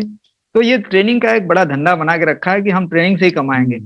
तो उनसे आप बचिए, और कोई खरीद के वो मोती खरीदेंगे आपको अभी। और अच्छा है कि हाँ, किसान भाई जो है हमें 2 तरह के ट्रेनिंग वाले स्टूडेंट मिलते हैं। एक स्टूडेंट होता है जो पूछ के ट्रेनिंग लेता है, एक स्टूडेंट होता है जो चुपचाप रहता है। तो मैं जो चुपचाप स्टूडेंट है उनको ये बताना चाहूंगा, मोती जो है 100 रुपए में 1988 यानी 1988 में 100 रुपए में बिकता था। आज आप ही से वो जो ठग लोग हैं वो 100 रुपए में खरीद रहे हैं। और आपको बता दूं, ये अगर ये खर्च जो है 30 रुपया है, खर्च जो है सामान का 30 है, लेकिन आप अपनी मजदूरी जोड़ेंगे तो 150 रुपए हो जाता है। आप खाना नहीं खाएंगे तो ये 150 रुपए का मोती आपसे 100 रुपए में लेके चले जाते हैं। तो इसके लिए थोड़ा सचेत रहें ठगों से। मोती उगना है 30 रुपए खर्चा आएगा, लेकिन जब बेचने की बारी है तो 500-1000 से कभी कम ना बेचें। हो सके तो 10,000 बेचें, 1 लाख बेचें, कम में ना बेचें। ये कम, और दूसरे के सिप खरीद के आप मोती पालन का सपना ना देखें। वो अपना सपना पूरा कर रहा है, आपको फंसा रहा है। किसी से भी, टीचर से कुछ चीज खरीदनी नहीं है, तभी आप सफल हो सकते हैं। अगर टीचर से कुछ खरीदना है तो ज्ञान खरीदिए और उसको नमस्कार करिए कि आपने ज्ञान दिया, उसके लिए धन्यवाद। इतने में टीचर खुश रहता है। टीचर को मान सम्मान से बड़ा कोई, मैं नहीं समझता कोई चीज है। आज मैं इतनी देर सवेरे से बैठा हूँ, अभी स्टाफ खाना ने 2 बार उन्होंने कहा खाना खा लीजिए सर, आपने खाना नहीं खाया। तो ऐसा है सर, मान सम्मान है तभी तो हम बैठे हैं। ये मान सम्मान के लिए बैठे हैं कि नहीं, आप लोग मान सम्मान देते हैं, जान हाजिर है। अच्छा अशोक जी, मनवानी जी। हाँ सर, हाँ सर, आदेश। जितना मैं मोटा मोटा समझ पाया हूँ, हाँ मैं उसकी एक समरी आपको बताता हूँ।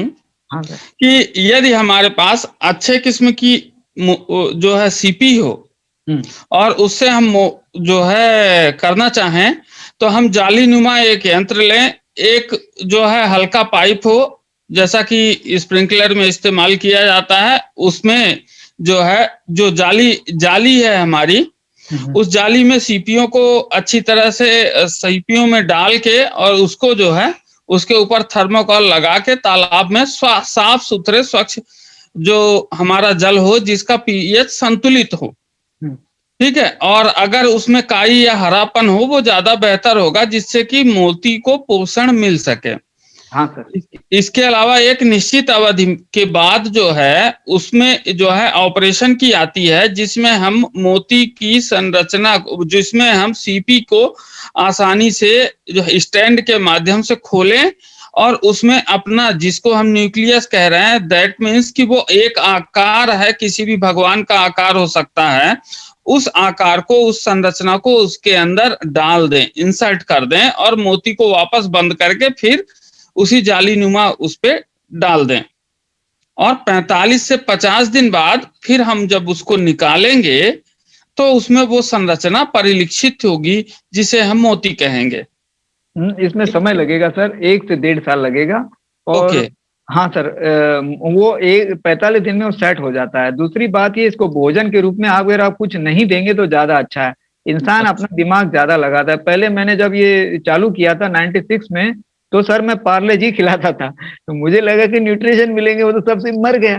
तो मैं क्या करता हूँ, अभी मैं सरलता से गोबर डाल देता हूँ, गाय का गोबर डाल देता हूँ, ज्यादा हुआ गोमूत्र गुड़ मिला के मिट्टी और ये जो है हमारे पंच तत्व हैं, इनको डाल के पालेकर साहब के, तो इनसे ही मैं कर लेता हूँ। ज्यादा से ज्यादा मैं गोबर ही डालना पसंद करता हूँ। गोबर डाल दिया, उसको सारे न्यूट्रिशन मिल जाते हैं और इसमें 1-1.5 साल के बाद आपको मोती मिलना शुरू होता है। अब हम फंसते कहाँ हैं, सुनिए सर, मैं क्या फंसा, दूसरों को छोड़िए सर। मैंने 1 साल में मोती उगाया, अगले साल के लिए फिर ऑर्डर मिला, फिर मैंने मोती उगाया, वो जिसको ऑर्डर था वो तो चला गया।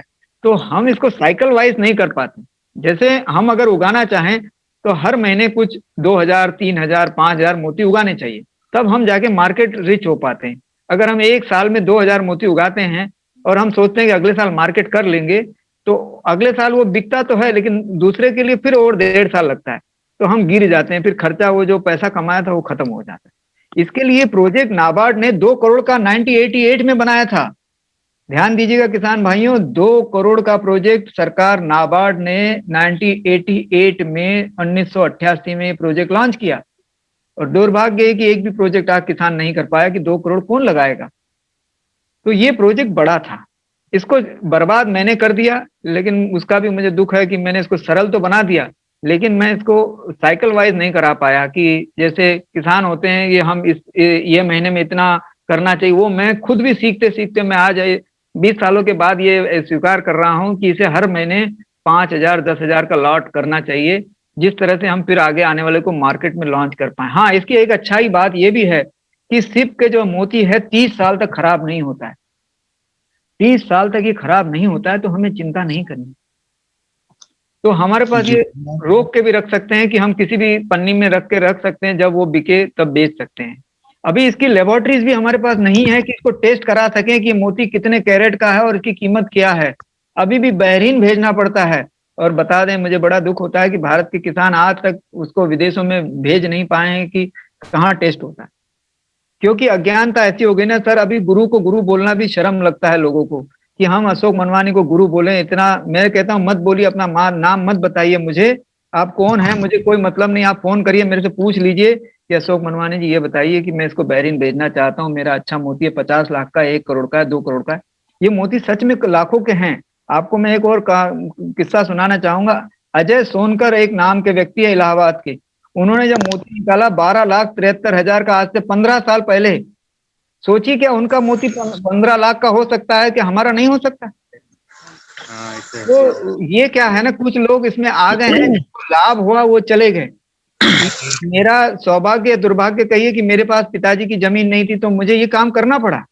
मैं भी ट्रेनिंग देने के इच्छुक नहीं था, अब सच तो ये है, लेकिन ऐसा है कि मेरे को खाना चाहिए था, रोटी चाहिए, तो मैंने ट्रेनिंग दिया।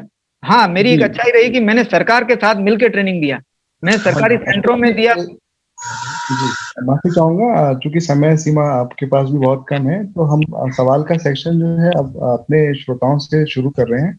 अगले 10 मिनट आपके सवाल जवाब का सेशन है। आप अपना परिचय दीजिए और अपने सवाल अशोक जी से। गुरुजी प्रणाम, मैं जितेंद्र उन्नाव से बोल रहा हूँ। नमस्ते भैया, नमस्ते भैया। गुरुजी, इसका पीएच लेवल कितना होना चाहिए पानी का? 7 से 8 होगा। और पीएच लेवल कहाँ से पता करना है आपको? जहां से सिप पकड़ा है वहां का पीएच जो होगा वही होगा, मेरा पीएच नहीं मानिएगा। जो पीएच जब आप सिप पकड़ते हैं उसको टेस्ट कर लीजिए, लिटमस पेपर जो पीएच पेपर आता है उससे आप टेस्ट कर लीजिए, पीएच जो होगा वही पीएच आप अपने यहाँ रखिए।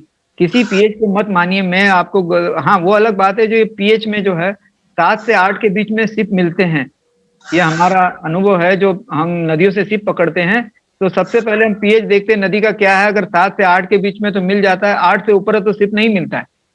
तो ये हमने पाया।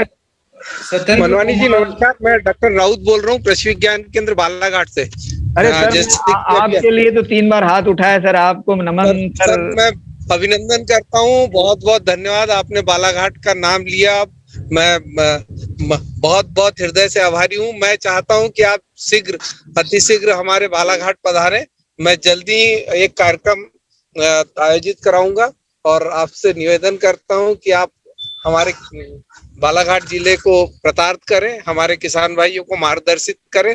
निश्चित रूप से हमारे यहाँ बड़ी संभावना है, जिस तरह से अभी आपने बताया है, तो आपके मार्गदर्शन में हमारे किसान भाई लाभान्वित होंगे, ऐसा मेरा पूरा विश्वास है सर। मैं चाहता, ये मेरा ड्रीम प्रोजेक्ट था असल में। मैं भी कोई, आप मुझे वो हरिश्चंद्र ना समझे, मैं भी ऐसा व्यक्ति बनना चाहता, करोड़पति। तो मैंने सोचा बालाघाट में सिप तो अच्छे मिलते हैं, तो क्यों ना मैं अपने जीवन का बालाघाट में जाके बहुत सारे मोती उगा के करोड़पति बन जाऊं। ये मेरा सपना था। तो और वो सपना धीरे धीरे बदल गया, क्योंकि समाज के साथ चलेंगे तभी मोती मिलते हैं, ये हमें अभी पता चला। अकेला मैंने बहुत कोशिश किया कि सारी दुनिया का पैसा मेरे पास आ जाए, ऐसा हो नहीं सका। और इसके लिए अभी ज्ञान बांट के ही मुझे लग रहा है कि ये काम हो सकता है। मेरे अकेले से कितना मोती उगा, 1000, 2000, 10,000। अगर आप लोग सपोर्ट करेंगे सर इंस्टीट्यूट के माध्यम से, तो हम करोड़ों मोती उगा लेंगे। और जब लाखों करोड़ों मोती उगेंगे तभी हम इसको बेच पाते हैं, नहीं तो सर ये ऐसे रखे जाते हैं, कुछ मिनिस्टर ले जाते हैं, कुछ पत्रकार ले जाते हैं, कुछ रिश्तेदार ले जाते हैं, बाकी बचा कुछ नहीं सर। जी जी सर, हम बिल्कुल सर, हम आपके साथ काम करेंगे सर, और आपका मार्गदर्शन हमारे लिए निश्चित रूप से आगे बढ़ने को प्रेरणा देगा सर। और जल्दी मैं आपसे संपर्क करूंगा सर। सर मैं आपके साथ जुड़ा हूं सर, आप इसको स्टार्ट करिए और जल्दी से उद्घाटन करा दीजिए। हमारी कंपनी भी है और हम भी पूरा सपोर्ट करेंगे। कोई सरकार खुद ही बाद में सपोर्ट करेगी, लेकिन मैं आपको अपने माध्यम से जो होगा, मैं अपनी लैब वहां सेटअप कर दूंगा आपके यहाँ sir. Thank you sir. Satyendra Kumar Sitapur Uttar Pradesh से हैं, पूछिए सत्येंद्र कुमार जी। नमस्कार सर। परिचय देते आइए। नमस्कार सर, मैं सत्येंद्र कुमार शुक्ल सीतापुर उत्तर प्रदेश से। नमस्ते भैया। सर मैं जानना चाहूंगा कि कितना सिप गहराई में सर जब टांगते हैं तो कितना गहराई में टांगना चाहिए? हाँ सर, टांगने के लिए बहुत अच्छा प्रश्न है। ये 2 बार आपको टांगने के चेंज करना पड़ता है। गर्मियों में आपको ज्यादा गहराई में टांगना पड़ता है, ठंडियों में ऊपर टांगना पड़ता है, समझ रहे हैं? क्योंकि तापमान जो है 20 से 30 डिग्री होता है। और आपके यहाँ जब हम आए थे तो यहाँ पे कोई पक्षी विहार क्षेत्र है कि जो झील है, उसमें उसके बाजू में कोई नदी है, उसमें से हमने सिप पाए थे सर। तो आप वहाँ की सिपियों को लें, सिप बड़े अच्छे हैं वहाँ के। अब मैं नाम भूल रहा हूँ, आप झील के बाजू में जो नदी है, जो 1-2 बार सूख गई थी, कम हो गया था पानी उसका, तो मैं 5-6 साल पहले गया था वहाँ पे। तो सिपियों को और फोटो शेयर करते रहिए, जो भी ज्ञान है पूछने में संकोच न करे, कोई चार्ज नहीं लेता मैं पूछने का। आप जी सर, आप हमारे केवीके आइए सर, आपका प्रोग्राम एक बार मैंने इसको पेज पे सुना था सर। डॉक्टर दया श्रीवास्तव जी से मैंने आपके बारे में चर्चा की थी, तो सर आप हमारे केवीके आइए और आप हेल्प कीजिए हम लोगों की। बिल्कुल सर, बिल्कुल। आप लोग किसान हैं, आप ही राजा हैं, और सरकार के सहयोग भी मिल रहा है, बड़ा फंड भी मिल रहा है, इसको लीजिए। अन्यथा मैं पिछले बार आप लोगों के लिए जो प्रयास किए थे 12.5 लाख सब्सिडी, वो तो नहीं मिल पाएगी, उसका दुख है। अब 2 लाख रुपए में संतुष्टि करें। अगर रिसर्च सेंटर खोलते हैं तो 2 करोड़ रुपए का प्रावधान सरकार के पास है, बीएससी का, department of science and technology का, वो आप ले सकते हैं। जी धन्यवाद। रोहित व्यास जी पूछना चाहते हैं, आखिरी सवाल ले रहे हैं रोहित व्यास जी का। जी नमस्कार सर, मैं रोहित व्यास हूँ, गुलबर्गा जिला कर्नाटक से। मेरा एक्चुअल सवाल ये है कि एक जो सीप होता है उसका लाइफ साइकिल कितना होता है? मतलब कहीं ऐसा तो नहीं होता कि जो सीप हमने कलेक्ट किया है वो कलेक्ट करने टाइम पे शायद अपनी मैच्योरिटी पूरी कर चुका हो और उसके बाद में इमीडिएटली लाने के बाद में उसकी डेथ हो जाए, सर या फिर कई बार ऐसा होता हो कि नहीं वो? हाँ जी सर। ऐसा है, ज्यादा नहीं स्टडी नहीं करें। और इसको जो है, जैसे अभी हम पहले छोटा लेते थे, अब बड़ा ले रहे हैं। सिर्फ जो है पहले छोटा लेते थे, अब बड़ा ले रहे हैं। ये इसका साइज है, देख रहे हैं सर। अगर आप सारे सीपियां लिखेंगे तो उसमें बड़ी साइज में मिलेगी, इससे बड़ी मिलेगी, छोटी मिलेगी, छोटी मिलेगी। जो सबसे बड़ी है उसको छोड़ दें, जो इससे बड़ी है उसको छोड़ दें, इससे छोटी वाली ले लें, इससे छोटी वाली छोड़ दें। उसका जो एक मेच्योरिटी साइज है यंगेस्ट उसको लें। जैसे आपके यहाँ ये साइज मिलेगी, आपके यहाँ तो यही साइज मिलेगी जो मेरे हाथ में है, आपके यहाँ यही साइज मिलेगी। और आप मेरे को कॉल करेंगे तो मैं आपको गूगल मैप के गूगल अर्थ से मैं बता दूंगा, क्योंकि मैंने आपके यहाँ भी विजिट की है, तो वहां सिर्फ मिलता है। और 3 इंच उसका साइज है, 3 इंच से 4 इंच उसका साइज का है। और आप थोड़ा दूर पे जाएंगे तो 5-6 इंच भी मिलेगा। आप मेरे से संपर्क करिए, क्योंकि मैं घड़ी की तरफ ध्यान दे रहा हूँ, 9:40 चला जाऊंगा। जी जी जी जी, मैं बहुत बहुत धन्यवाद आपका। मैं आपका ज्यादा समय लेते ना हुए, क्योंकि आपके पास समय सीमित है और हम लोग अपने समय से, मैं चाहूंगा कि चैट बॉक्स में आप बलराम संदेश से ईमेल कर सकते हैं और वो आपको जरूर एंटरटेन करेंगे हम लोग। मैं चाहूंगा अब धन्यवाद ज्ञापन के लिए अमित मिश्रा जी अयोध्या से, जो हमारे जैविक किसान हैं, हमारे ग्रुप के मेंबर, वो आए। अमित मिश्रा जी, अगर आप को आवाज आ रही है तो वेबिनार के धन्यवाद ज्ञापन, बहुत बहुत स्वागत अमित भाई। अमित मिश्रा जी, हेलो हेलो जी, हाँ सर, आवाज आ रही है। नमस्कार। आज बलराम संदेश के सौजन्य से हमें मोती के विषय में बहुत ही सही और तार्किक ज्ञान प्राप्त हुआ। इसके लिए हम मोती विशेषज्ञ गुरुजन का नमन करते हैं और धन्यवाद करते हैं। विशेष रूप से मैं बलराम संदेश ग्रुप के डॉक्टर प्यासी सर, शुभम जी, सौरभ भैया, धीरज जी और सभी सदस्यों का धन्यवाद करता हूं कि उन्होंने किसानों के बीच जो मोती की कृषि से संबंधित भ्रांतियां थी, उन भ्रांतियों को दूर करने के लिए एक ऐसे व्यक्ति को आमंत्रित किया जिसने वाकई इस मिट्टी के साथ, इस पानी के साथ और इस जीव के साथ, वातावरण के साथ जुड़कर निस्वार्थ भाव से सेवा की। एक तरह से भारत देश को सुदृढ़ बनाने के लिए मोती पर आपके द्वारा किया हुआ काम अत्यंत सराहनीय है, जिसे धन्यवाद के रूप में या व्यक्त करने के लिए मेरे पास शब्द नहीं है।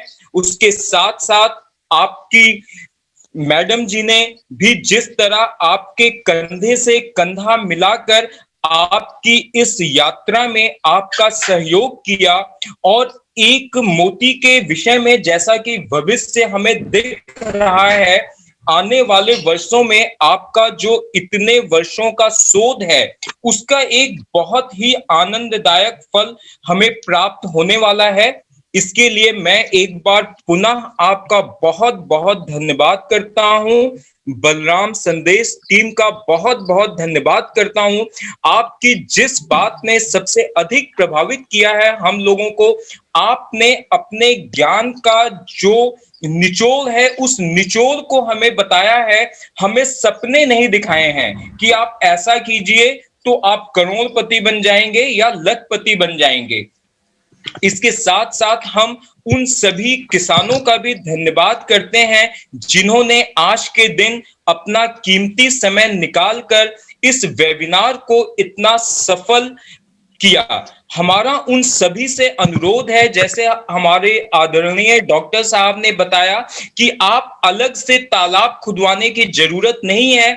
यदि आप मछली पालन कर रहे हैं या आपके गांव में तालाब है तो उसी को साफ कीजिए या उसी में मोती पालन सीखकर पूरी तरह से निपुण होकर आप शुरुआत कीजिए और आपको बलराम टीम का सहयोग मिलता रहेगा।